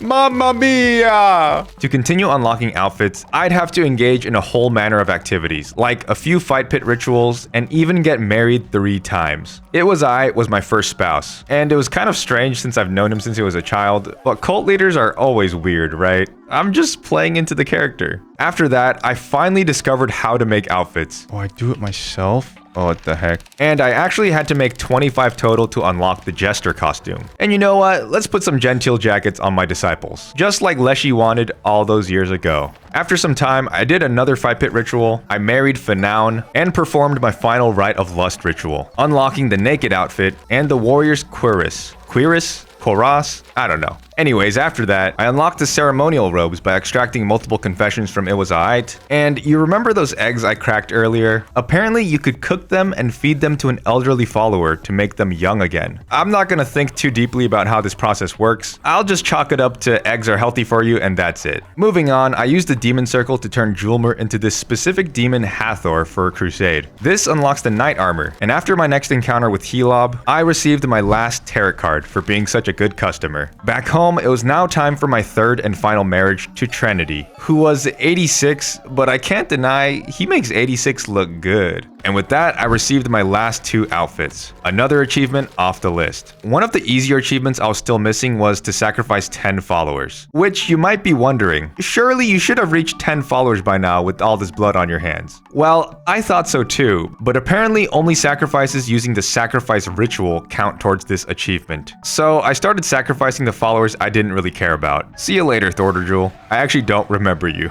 While I was waiting for the sacrifice cooldown, I wanted to get some follower forms I knew I could quickly unlock. For this one, I just had to catch a certain amount of fireflies at nighttime. This next one, I had to build this massive monster statue, shout out to Massive Monster Games for making Cult of the Lamb, and then pray at it during the night. My next follower form actually coincided with the lore achievement, because after getting the last piece of lore, I also received this snake follower form. Returning home, I brainwashed my cult as a precaution for what was to come. Apparently, after making as many poop meals as I could, I would get a follower form. And after making my first meal, there was an eruption of poo, and hey, I got the follower form. I guess I didn't have to worry about the faith loss after all. With that last follower form, I now had just 2 left. But unfortunately, these 2 were locked behind Glurm's Wheel of Misfortune. The only way to get these would be through countless god tiers and sheer luck. But because I had absolutely no desire to farm god tiers right now, after sacrificing this guy, I decided it was time to finally begin the Woolhaven DLC. Cult of the Lamb's largest expansion yet. This was my ancestral home, a land where lambs used to frolic and prosper under the protection of Ingia, until of course the bishops slaughtered us all. As the last lamb, I surveyed the barren village and started my ascent up the mountain known as Ufall. Here I found this new flail weapon and discovered that Ufall was overrun with wolves now. Perfect chance to test my flail. Before long, I had climbed to the peak of Ufall and was face to face with a statue of Ingia with some cherry syrup leaking from her eyes. Curious, I placed my hand on the statue's bell.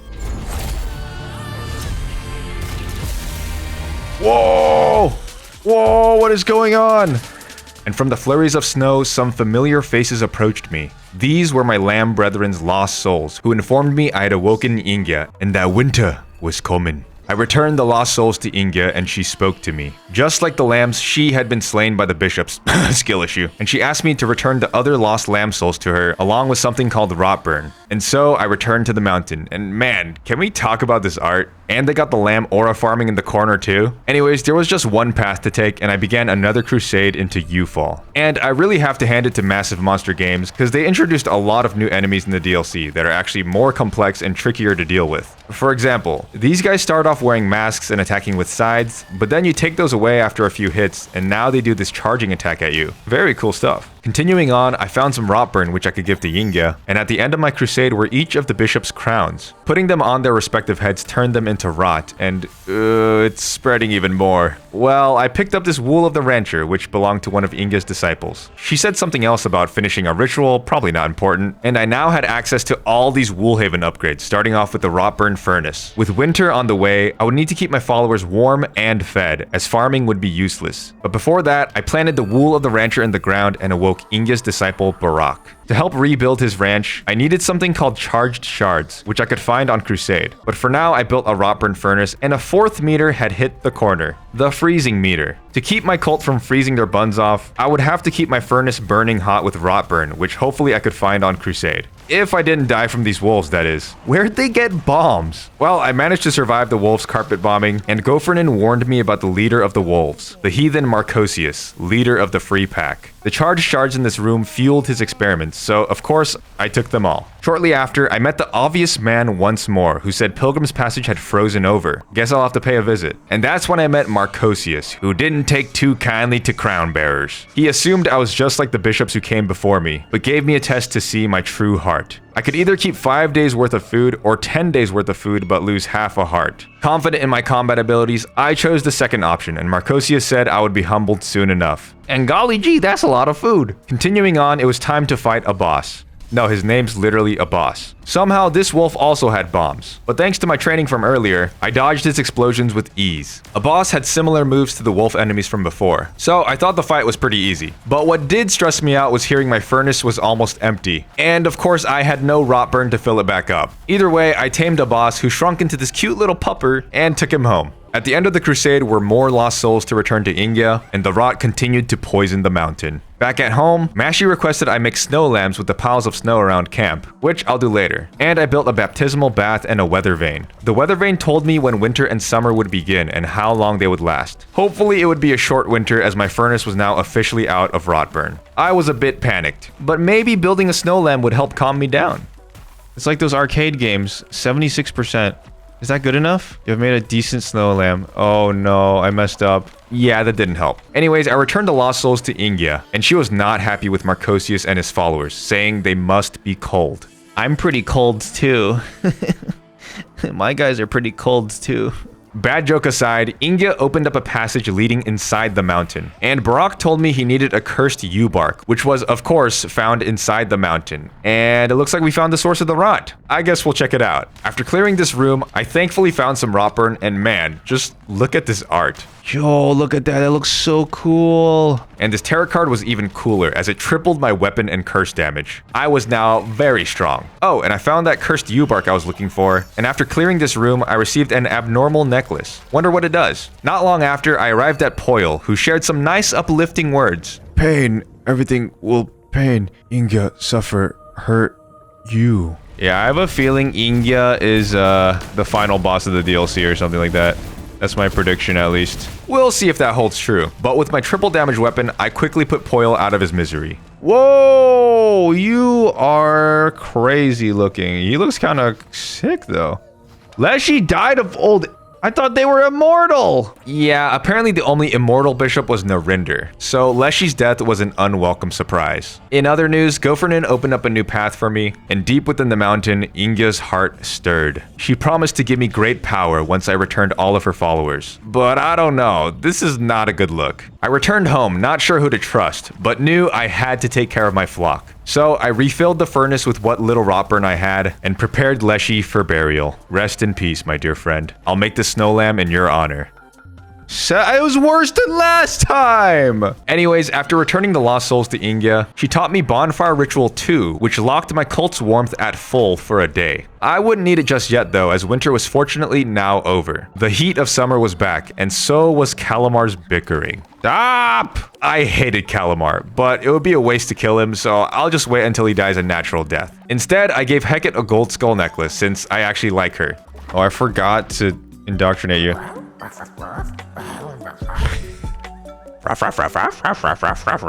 And I also welcomed Poyle to the cult, who looked like a hot Cheeto because he was a rot follower and couldn't starve, freeze, dissent, or become ill, but in exchange would die in 10 days. They also prayed to this rotten Ingia shrine, which gave me new tarot cards. I didn't need these for an achievement though, so I won't really talk about these. But hey, they look cool. And it had been a while since I sacrificed someone, so this deer guy was next on the chopping block. Goodbye, deer guy. Oh, and I got some more combat upgrades with the DLC. So I unlocked Might of the Devout 7, and later I could get some more relics and curses as well. I also thought it'd be a good time to perform my holy trinity of rituals, as I needed to grow as many crops as I could in preparation for winter. Returning to Woolhaven, Helop had expanded his inventory to include the rot followers now. So I got Hubrion for free. Enjoy your 10 days on this earth, buddy. After that, I refined some pure yew-bark for Barak and some rot burn, as it seemed quite rare. Oh yeah, and I was still going to Purgatory for those last 2 follower forms.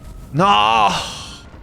You're gonna give me the blueprint, aren't you? Of course you are. Yeah, it wasn't going too well. But with the pure yew-bark refined, I could now restore Barak's ranch, which unlocked a new set of upgrades related to ranching. Raise and keep animals in your cult works together with the ranch fence, which requires 8 empty tiles. Animals? We are animals, though.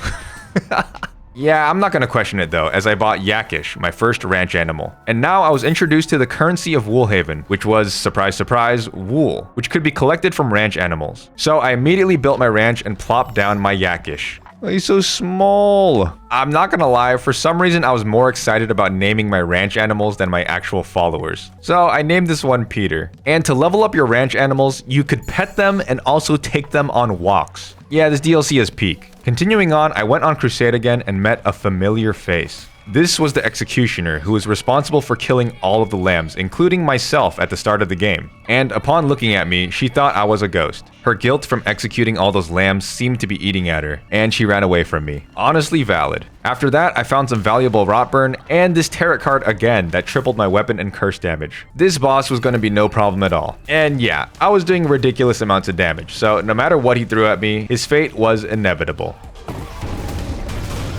Returning home, I sheared some wool off of Peter, and Barak offered to sell me more ranch animals in exchange for wool. After buying another Yakish, Barak's quest board was now available. And going forward, there would be 5 other quest boards to complete as well, which were all required for an achievement. For Barak's quest board though, I just had to level up certain ranch animals and show them to him, which wasn't too bad. For now, I added my second Yakish to the ranch, but for some reason they looked unhappy. Turns out the ranch was overcrowded, so I expanded it by building another ranch. Turns out that's not how it works. I could have just built more fences and made my one ranch bigger, but I didn't know that, so just enjoy my stupidity. I named my second Yakish Fern, and I took Peter on a stroll over to Barak, completing my first quest and unlocking the llama. The next day, I sacrificed another cult member, and I discovered you can ride your ranch animals. 10 out of 10, this is the best thing I've ever seen. After that amazing discovery, I bought another Rot follower, and I was off to Crusade, meeting the executioner once more. Again, she mistook me for a ghost, and said she didn't want to execute the lambs, but gods cannot be disobeyed. This is shaping up to be a tragic backstory. I sure hope nothing bad happens to you. Anywho, I ran into this chameleon who let me gamble flowers for a chance to win prizes. And I won this tarot card from some obscure indie game. In the next room, this guy named Thistle gave me a free llama. Thanks, buddy. And that Balatro tarot card from earlier nearly sabotaged this crusade run. It either gives or takes half a heart when you enter a room, which sounds like 50-50 odds, but... Whoa, what is... Oh my gosh.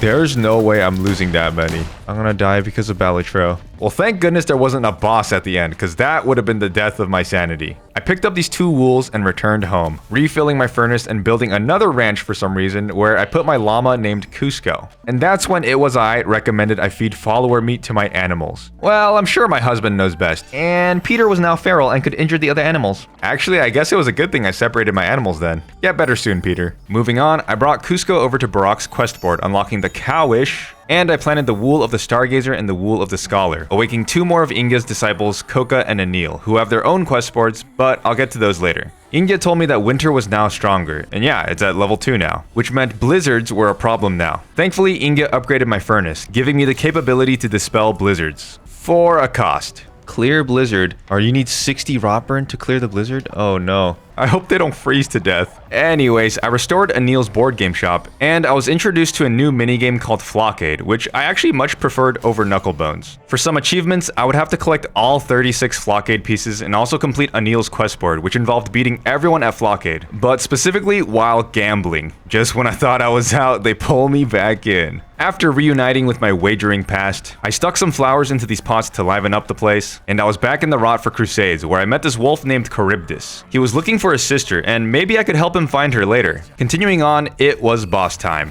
Offens. Hey, you come here often? Oh! Yeah, this guy actually put up a fight. His timing for his attacks were varied, some quick while others very slow, and these are the kinds of bosses I really enjoy. Ones that challenge your timing and ability to read patterns, but in the end, I still clapped his cheekies.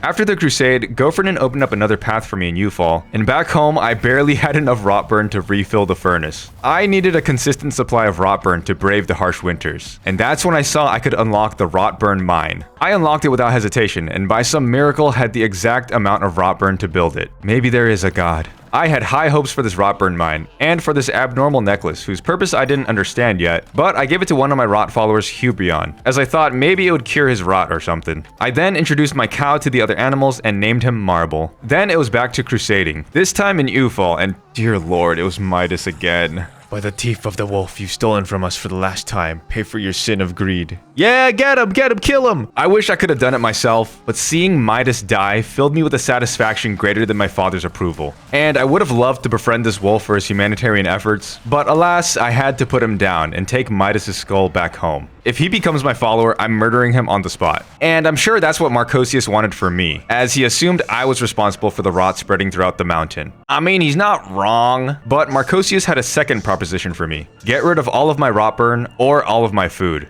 Bro, I have like 2 rot burns, so take my rot burn. Oh no, what do I do now? After that lucky deal, I ran into this wolf named Scylla who was looking for her brother. I guess I'll help these siblings later. Before long, I had arrived at Thoas, who apparently used to serve Hecate until Marcosius set him free from the demands of gods. Yeah, maybe we're the bad guys, but there's no time to think about the moral implications of what I'm doing. I gotta dodge all these lightning attacks and shoot him in the crotch. And shoot him I did, many times, until he was vanquished. Welcome to the cult, cutie pie. Gophernin seemed conflicted with Inga, as the rot was the source of much suffering. But he failed to realize he could just not be conflicted, and everything was alright. Yeah, we're definitely the bad guys, but anyways, summer had arrived and there was much to do. I started off by unlocking a hutch where my animals could breed, and expanded the farm when out of nowhere one of my rot followers, Poil, died, leaving behind a bounty of rotburn. And harvesting his body also resulted in a plethora of rotburn. Your body will keep us warm, Poil. Then I remembered Midas's skull was sent back to the cult, and I could place it into a hatchery. I vowed to hate this child with all of my being. Next, I sacrificed another follower, which turned out to be the last one I needed. Oh, sacrifice 10 followers. There we go. After harvesting an abundance of wool, I discovered I could milk my cow. And no, that's not an innuendo. I then finished another purgatory run and traded in a god tier. Oh, is it gonna be... The shrimp! The scrimp! Yes, I only need 1 more. In celebration, I constructed a few more rotburn mines, which hopefully was enough now to sustain me through the winters. And back in Woolhaven, Helob had a glowing follower for sale, who of course I bought. Checking out Thederter's traits, it turns out his great-grandchild would be someone called the Chosen Child. I don't know what in God's name that means, but I knew I had to find out. Back in Ufall, the rot seemed to be slowly infecting Marcosius and his followers, and he vowed to find a cure. He demanded I discard either all of my rotburn or my rot followers. And I regrettably chose to sacrifice my rot followers, as I needed a source of warmth for the coming winter. Goodbye, my friends. At the end of the crusade, I received the wool of the shrewd and charred, and it was time for Midas's skull to hatch. Despite his infantile exterior, I knew that inside, he wasn't a guiltless goo-goo gaga baby, but rather a mischievous miscreant who deserved to be called something less than a person. Well, after the worst day since humanity's inception, I planted the wool of the shrewd, awaking Chazak, and Inga's statue had leveled up once more, now further corrupted by the rot. She let me declare a new doctrine, and I chose to embrace the rot, giving me faith each day I had a rot follower and extending rot followers' lifespans. Next, I planted the wool of the charred, awaking Rami the blacksmith. I also saw I could offer wool at the disciples' graves, and upon doing so, I received fleeces, which didn't have any special effects, but I would need some of these for a quest board later on. So I bought a few more, which, I mean, kinda look clean. Then I refilled the furnace for winter, and yeah, I think I'm good on rotburn now. But for good measure, I built 2 more mines. Then I noticed there was a new option to ascend Peter for 1.3 times meat and 2 times wool, and thought to myself, heck yeah, I want Peter to produce more resources, but I may have misinterpreted. Wait, I thought ascend mean like level him up, like... No, okay, it's like ascend, like the ritual that you do. Can you resurrect animals? Unfortunately, no, but I definitely learned my reading comprehension needs some work. After that tragedy, I found another at the Lonely Shack. A letter from Ratau. Whilst teaching you, I began to think of you as... Well, I hope you could think of me as... You're already better than I ever was. I know you will not make the same mistakes I did. Oh, man. I am proud of you. Your dear friend and mentor, Ratau. Well, that felt terrible. At least I could declare more doctrines. Yay, I can burn my dead followers for extra warmth. Yay. Maybe unlocking this turtle will cheer me up. Yeah, he's pretty cute. And buying some new clothes feels good too. Alright, I'm back to normal. Let's go on crusade. After some good old-fashioned blunderbussin', I grabbed the wool of the Resolute and headed home, when wolves started attacking my animals, and I unlocked the midwinter celebration ritual. There's no time for this, my babies are in danger! Hold on. No! No! No! Fern, my sweet innocent girl, had been murdered by the wolves. I was angry. I'm so pissed. To avoid another catastrophe, I decided to rearrange things so the ranch was closer to the cult's entrance, making it easier to protect my animals. And this is where I figured out I didn't need 1 ranch per animal. I could just make 1 big ranch. After that, I learned the Ritual of Decay, which allowed me to create a rot follower, and could this be? Please be the owl. Please be the owl.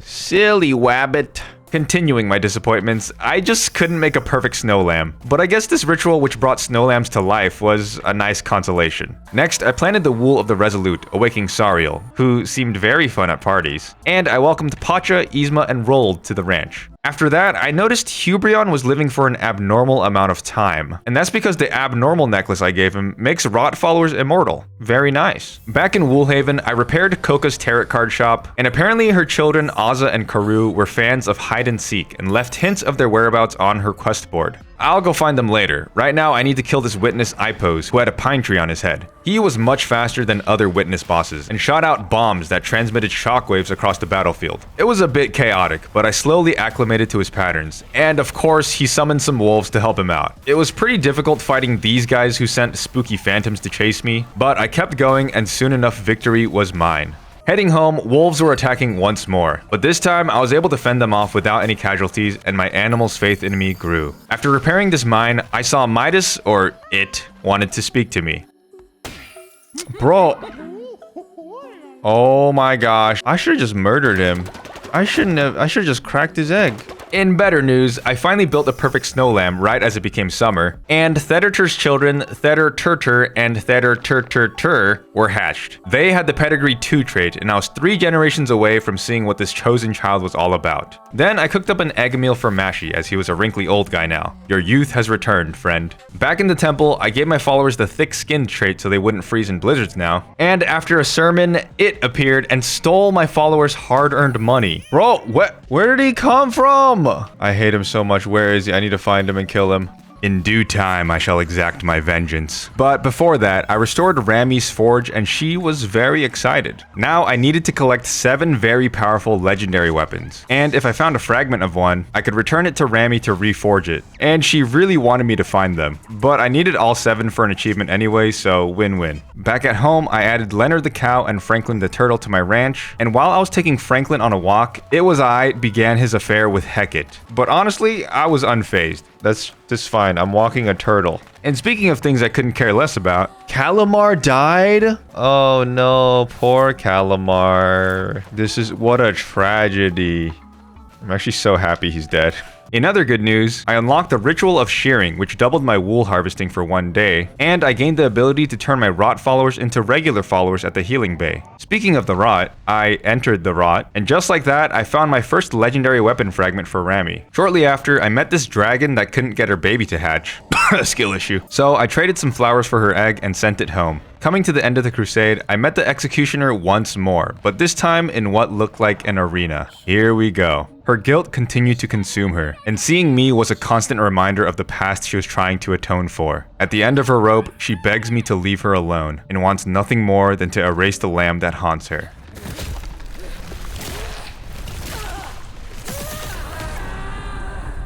Starting this fight with just 2 hearts wasn't a great start, so I would need to play extra careful, especially with her giant axe and her lamb skeleton minions. I'm not gonna lie though, her boss theme was so good it distracted me. Wait, the song is sick. Oh! But I kept my distance, whittling her down with some long-range shots until her next phase. I tried to be swift, to end the fear and suffering as quickly as I could. Lay down your head, close your eyes. When you open them, you'll be home. Yeah, no can do, Miss Executioner, and I died. But I forgot I could sacrifice a follower to resurrect myself. So I sacrificed everyone's favorite, Janano, and revived with 2 hearts. I had to make sure to win this attempt so Janano's death wasn't in vain. And I died again. Well, that was buns, but at least my followers still love me. Dying to such easy enemies. Embarrassing. Bro, they would have clapped you. I don't know what are you talking about? Burn. Oh, they're hungry. What happened to Franklin? Oh, you harvest rotburn from the turtles. Yo, I thought he was dying. It freaked me out. Crisis averted. And that's when Sly informed me of another problem. Leader, this strange starfish has been stealing precious golden resources from us. It has to stop. Yes! Yes, thank you. Only we could trap him with those wolf traps, but all he cares about is gold. I didn't know what wolf traps were yet, but knowing there was a way to catch it was enough for me. Before I returned to Crusade, there were a few things I wanted to do. I brought Franklin to Barak's quest board and unlocked crabs. Welcome home, Crust. And I found Coca's children playing hide and seek in this well, which unlocked a tarot card. 6, 7. Sorry. I'm not really sorry because I'll happily make the same terrible joke again. But anyways, the quest board said Ozza and Karoo were hiding somewhere in the cult where I preached, which was of course in the temple. And right after that, I discovered Marble's dead body.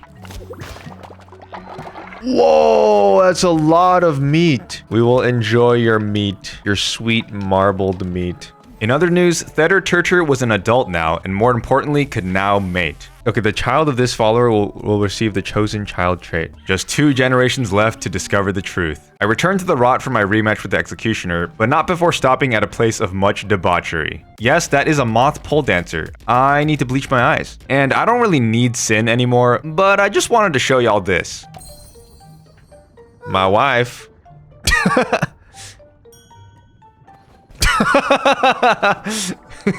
And the moth pole dancer gave me her outfit. That's fantastic. Oh, heck yeah. Anyways, I was finally back at the Executioner again with a whole 2.5 hearts this time. This'll go much smoother, I'm sure. And surprisingly, it did. She threw her minions at me, dodged, she tried skewering me, evaded, and I just kept blunderbussing it up. Yes! Ooh, that's our first achievement. I had defeated the Executioner, and she dropped the most heartbreaking line in this game. An eye for an eye, the bishops decreed. Twice I resisted. I only had 2 eyes to lose. Oh. I was given the option to pardon or execute her, and I'm drawing a line in the sand. If you chose to execute her, I hope you step on a Lego. As a sane individual, I chose to forgive her, and her name changed from the Executioner to Hagar. What kind of god are you? I'm a god of forgiveness and redemption. Join me. Please join me. No, join my cult. Why don't you join my cult? Well, even if she didn't join my cult, just knowing that she's on the path to recovery was enough for me. When I returned home, I discovered Cusco had passed away. I guess the poison for Cusco worked. But there was a new life to celebrate, and I named this adorable little dragon Horntail. In Woolhaven, I got a hint that Ozza and Karoo were somewhere in Pilgrim's Passage, which I should check soon, and I gave Rami the legendary weapon fragment I picked up on Crusade. She forged it into a legendary hammer known as the Scourge of Svarog, but I could rename it. How about Arm and Hammer? Because we'll be cleaning up the enemies with this. Anyways, with the first legendary weapon created, Rami's quest board was unlocked, and I had to complete crusades using each legendary weapon. But before that, I visited Pilgrim's Passage, which had frozen over, allowing me to walk above the ocean surface Naruto style. There were all kinds of horrifying things out here and lots of secrets to uncover. I found the children hiding behind this dead pirate guy, fished up another legendary weapon fragment, and found this guy named River Boy. And I didn't know it at the time, but River Boy, or Narayana Johnson, was actually the composer for Cult of the Lamb, who tragically passed away. He produced all the music, sound effects, and even voiced all the followers. My favorite song in this game's gotta be Start a Cult, and was stuck in my head every time I played this game.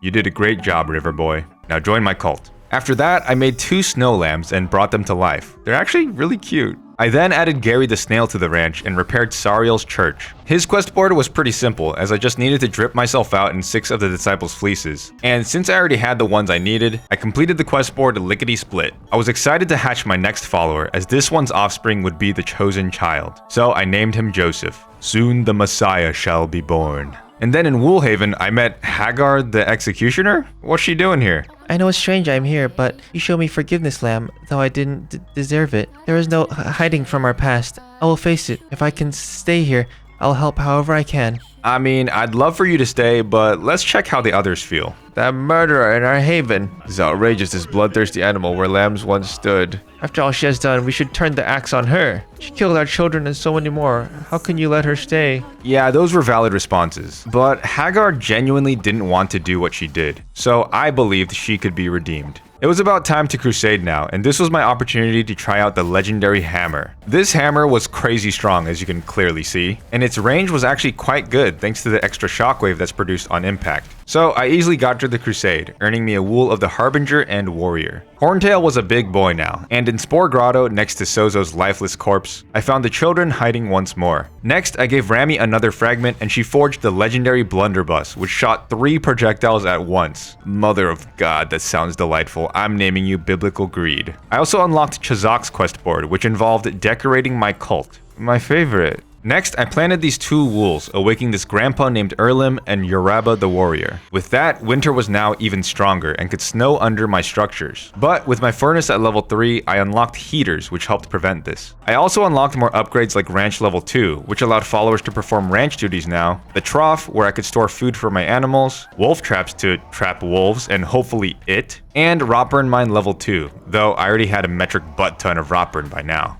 I then put Kronk and Yzma in the hutch to breed. It's canon now. Welcome Kronk Jr. And back in Woolhaven, Inga's disciples were understandably pissed off that their people's murderer was just chilling here. So of course, I took her home. If you're not welcome here, you're welcome in my cult. I put on a flowery dress for her cause she deserves it, and a skull necklace so she could live a long and peaceful life. Later that day, a blizzard rolled in, but yeah, the rotburn mines were putting in the work. Bye bye blizzard. And later, I found the children under this plank in Smuggler's Sanctuary. Oh, we got found again, just like before. We were too loud. We didn't mean to. Was it our fault? Wait, this is so sad. I just realized. I think the village was getting invaded or something, and they were hiding, and that's why they're playing hide and seek. But they got caught, I think, because they were too loud or something. Oh, that's depressing. That's so depressing. That's incredibly sad, but Hagar's words softened the blow. I know you probably don't want it, but you can take this. I want to leave it behind. Legendary weapon. Just 4 more left. And after bringing Gary to Barak, I unlocked spiders and his quest board was complete. Switching gears, you've probably forgotten by now that I still needed my final follower form. Well, I learned that before trading in your god tiers, you could actually just reload your save if you didn't get what you wanted. So that's what I did until... Oh, yeah, baby! Let's go! Oh, we got it. We have all the base game achievements. Oh my gosh, Jewel No died. I don't even remember who you are. Now, the only achievements left were from Woolhaven. I gave Hagar's fragment to Rami, and the axe that killed so many innocent lambs was now mine. Let's turn this around and change it from lamb's slaughter to lamb's laughter. That's better. Next, I found this familiar looking item. Wool of the Night. What is this? Oh, it's Hollow Knight. I didn't know what to do with this yet, but I was very excited to see one of my favorite games have a cameo here. Back in my temple, I could perform the midwinter celebration, which I didn't need to do as my followers were perfectly healthy, but I mean, come on, look how cute it is. Just as I was about to crusade, Joseph stopped me to announce his manhood, and it was now time. The chosen child, the great shepherd, would soon be born. I went on crusade with this hope, wielding biblical greed, my 3-shot blunderbuss. And holy crap, this thing is absolutely broken. Oh hey, long time no see, Ball. Apparently Ball and Im were separated in a storm, so he decided to tag along. In the next room, I randomly shot the statue of Marcosius, and oh, another legendary weapon fragment. And before long, I was fighting Gorgo, who used to serve Shamura, but would now happily die for Marcosius. Well, that's good, because the triple shot blunderbuss was just melting him. Don't get me wrong, this was a cool boss, and I even tried to prolong the fight to see his moves. But yeah, there was no way he was winning. I reunited Ball with Im, and he gave me this cozy shawl. Very cute, just like my ranch animals, who I couldn't think of names for, so I just started naming them One Piece characters. Welcome Luffy, Zoro, and Sanji. I also set up Frosty and Milkshake together. My milkshake brings all the boys to the yacht. Okay, I'm gonna name you Nami, because milkshakes. After that, I gave Rami another fragment, and she forged a legendary sword, Golden End, and I renamed it to Andoril. I entered the rot once more, this time with Lamb's Laughter, which releases a soul when you kill an enemy, and it was really good with enemies that had low health. Good domino effect. Yep, they're all dead. That's pretty good. In no time, I arrived at Elolith, a very handsome creature. He shotgunned fireballs and sent them out in a twisty pattern, but his little handsome friends were the annoying ones. They dove at me and even shot lasers, but I would have the last laugh. Or maybe Inga would, because what is going on here? I think this is the past. Inga, we lay down our lives of our own free will in the hopes that you will hear us beyond death. Inga, if we must die, then let us rot. Oh. Yeah, they all like sacrificed themselves. Seems like Inga's disciples had some part to play, but we'll find out soon enough. Oh yeah, and Shamura passed away. I don't really care. Honestly, I preferred Hecate, but rest in peace, Shamura. Then the hour had arrived. My followers gathered around, like the 3 wise men, paying tribute to the chosen child, who was born with sin, but just whatever. I named him Jesus, and he just kind of floated around the cult. Oh, my followers are bowing down to him. That's cool. But does he do anything else? Maybe something will happen later. But for now, I noticed Please Stay was getting old again, and I couldn't afford to lose him a second time. So I fed him a youth-restoring egg meal and gave him a gold skull necklace to ensure his immortality. Also, look how many followers I blessed at once. I'm cool. In Woolhaven, Inge was pleased with my progress and taught me Warming Touch, which let me thaw frozen followers. But you take the good with the bad, and winter had reached its final form, introducing lightning, which could destroy buildings or kill followers. Yikes. I could build something called a lightning rod to attract the lightning, but I didn't have enough charged shards. Except through divine intervention, a generous follower had donated some at the offering stone, allowing me to build a lightning rod. I also added some flowers to these vases, and after mining this rock, discovered this grave where I could bury the wool of the night.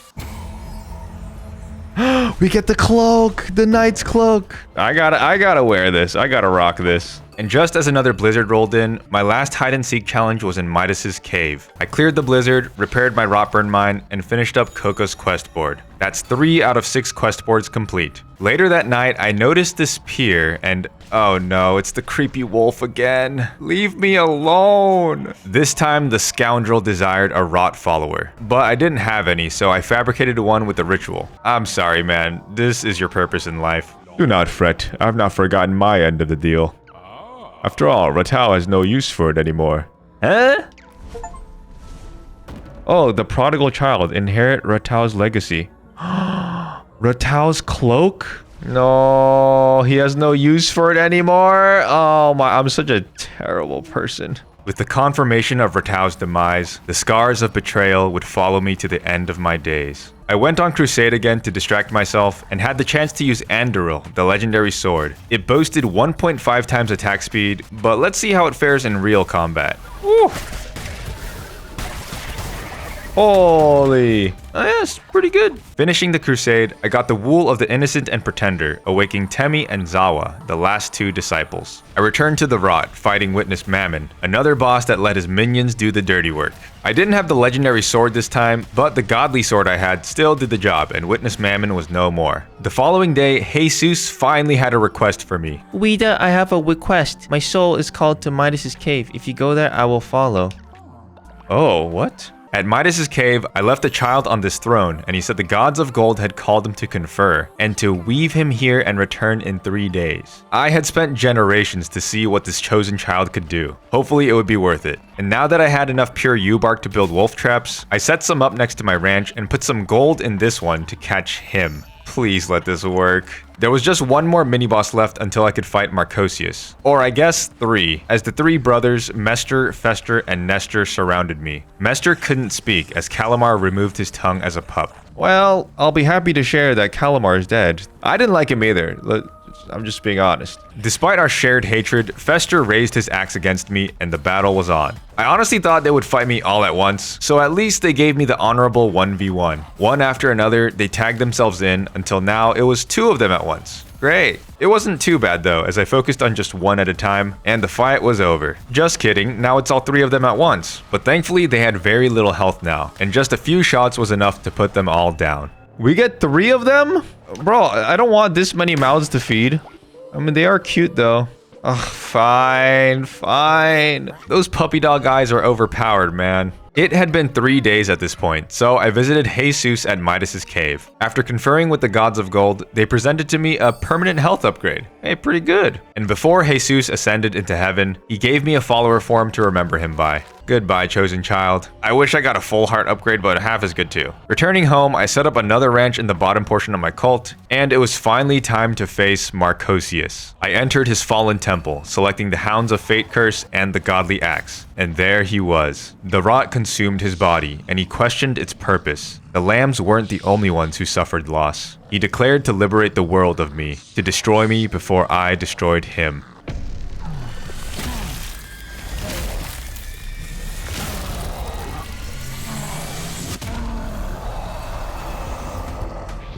This fight was insane. My godly axe was doing a worryingly small amount of damage, so I knew this fight would be a long one. Along with summoning his own explosive creations, the rot was constantly multiplying, filling the arena to the point where I had to chop it down. After taking a quarter of his health, his arms elongated, revealing the extent of his contamination. His arms crashed down, and hidden enemies bombarded me with fireballs, but my dodges were on point. Even his extra shockwaves weren't enough to catch me off guard. I played as patiently as I could, swiping my axe when I could get close, and loosing some curses when I wanted to stay in the back. And after several minutes of back and forth, his final phase had begun. The charged shards that circled the arena filled him with electrical energy and powered his devastating laser beams that took a chunk of my health. After the laser subsided, Marcosius's arms detached, and I spammed curses at him, dealing considerable damage. But now his arms could eject shockwave-inducing bombs into the arena, and it was absolute chaos. I was fighting for my life trying to dodge everything, and could barely sneak in some attacks. Before long, we were both on our last legs, and the panic was kicking in. Oh, I'm gonna die! I'm gonna die! I stood in the back, waiting for an opening. Ah! Oh! Oh, that was so close. Marcosius was defeated, and I was given my options. 3 times I tried to indoctrinate him, and 3 times he denied me. Marcosius, more like Peter. In the end, Marcosius stuck to his convictions, and he would rather die than bend the knee. Based. Battered and bruised, I took his heart, and everything I gave to him, half of my heart and tons of food, were returned to me. The remaining lost lambs said they were ready to rot, to finish the ritual. There was only one thing left to do. I entered the heart of the mountain, equipping the flaming tentacles and a poisonous axe. It was time to put a stop to this rot. Out of the ground came Inga's disciples. And yep, turns out they were behind all this rot nonsense. Basically, they took Inga's heart, using it to create the rot, and after the last lamb died, the rot was supposed to consume the world. Of course, I was still alive, and they needed me to, well, not be alive. But who in their right mind would agree to that? The world may have screwed the lambs over, but hate breeds more hate, yada yada yada, let's fight. Oh. Hey, Inga. Oh, you're looking beautiful. Yeah, this fight was anything but beautiful. As you can see, just how do you... I don't know how I was supposed to dodge that, so I just tanked it, and ooh, you also have a lot of health. And you're gonna keep doing this undodgeable attack? Okay, yeah, I'm dead. What? What is this difficulty spike? That was a stinky attempt, but this time I did get this divine blizzard curse which could destroy fireballs, so surely that would help. And turns out, yes. It was great for clearing out the projectiles. Problem was, what would I do once I ran out of curses? I'm not sure, but for now, I just kept doing what I knew worked until Inga entered into her next phase. She blasted a new fireball attack which initially looked crazy, but I could dodge towards the center very consistently and be safe. Then there was another new spiraling fireball move, but I somehow squeezed my way through it. After every few attacks, Inga would send out some rot blobs which didn't do much, but these ones could shoot fireballs too. She was a fireball fiend. By now, I was getting used to her attacks and the end felt near. I could do this. I could finish her off. Kill! Oh! Oh, I did it. Okay, that was not as bad as I thought it would be. With Inga defeated, her disciples gathered around and had realized their mistake. They had put the god they worshipped in tremendous agony and pain, all for the sake of their revenge. And then Inga became small? As expected, she had no idea what happened, and I sent her to my cult. At this point, I had beaten Marcosius and Inga, but there were still quite a few achievements to clean up. First, I moved this wolf trap to the front of the church to catch it, and after he stole some gold per usual, I went outside. Yes, we got him. Ouch, owie, don't hurt me. It was all a jest. I surrender. I give up. I'll do anything. Please, just stop hurting little Midas. I just want to look at this a little bit longer. I just want to appreciate the look of horror on his face. More than defeating bosses, watching my children be born, nurturing lifelong friendships, vengeance was supreme. Maybe Inga's disciples were onto something. That being said, it was spared, granting me my achievement. Hey, eat the rich, indoctrinate Midas. Let's go. And then I sacrificed a miserable waste of space. I didn't even want to look at him anymore. Oh, I'm so happy. I don't even want to look at that guy. Returning to Woolhaven, Ingia's statue and Ufall were cleansed of rot now. Very nice. And Ingia requested I make a town full of flowers, which I assumed meant filling up all these vases around Woolhaven. I didn't have enough flowers to fill every vase though, so I would have to crusade to collect some more. Before I started on that, I decided to work on Anil's quest board and finish all the flockade related stuff. I won't bore you with the details, but basically I had to beat everyone twice. Once in a regular match, and once while betting wool, which organically resulted in collecting all the flockade pieces. I will say flockade was pretty fun, even though I haven't explained any of the rules to you guys, and my favorite part was this disrespectful jingle that played when you won.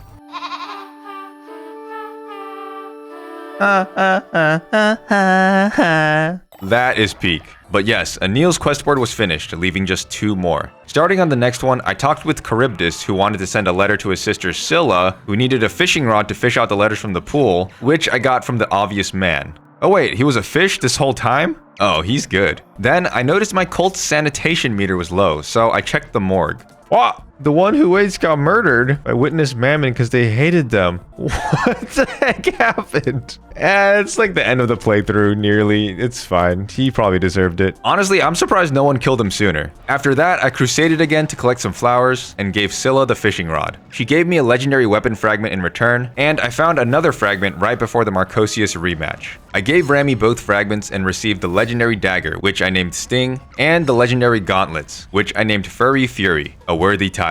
And for the last legendary weapon, I needed to complete every quest board first, so let's do that. I finished a crusade with Furry Fury, and I also had enough flowers now to fill the last vase in Woolhaven. Oh, complete everything in Woolhaven? Yeah, I'm not really sure what complete everything meant, but we take those. Ingia was satisfied with all the flowers, giving me her very own fleece, and I began work on Chazok's quest board to decorate my cult. True to myself, I placed decorations willy-nilly, but it got the job done. And after finishing a crusade with the legendary dagger, I turned in my quest, and the final quest board was complete. The final fragment dropped from Ingia's statue, and apparently this was the legendary flail that was used to kill Ingia. Why they kept this weapon in Ingia's statue was a mystery, but there it was, Ingia's torment. You know, I kind of want to keep this one the same name. Maker of legends, restore all legendary weapons! Woo! The time had arrived to collect my last achievement, and this involved fighting Ingia again, but this time without attacking her. You might be wondering how that's possible, and I was confused too, but apparently whenever Ingia shoots out rot, she actually takes some damage. So I just had to survive until she ended the fight herself. Easier said than done, but somehow I made it through. She's so close! One more summon! One more summon! Yes! Ah! And 57 achievements, 58 hours, and 88 dead followers later, I had 400%ed Cult of the Lamb. Thank you guys so much for watching. This video took nearly 2 months to make, so if you enjoyed it, I would deeply appreciate it if you smash that like button. There are more videos to come, so subscribe to stay updated, and recommend me some other games to 100%. Maybe I'll play them. But with that, I'll see y'all next time. Peace!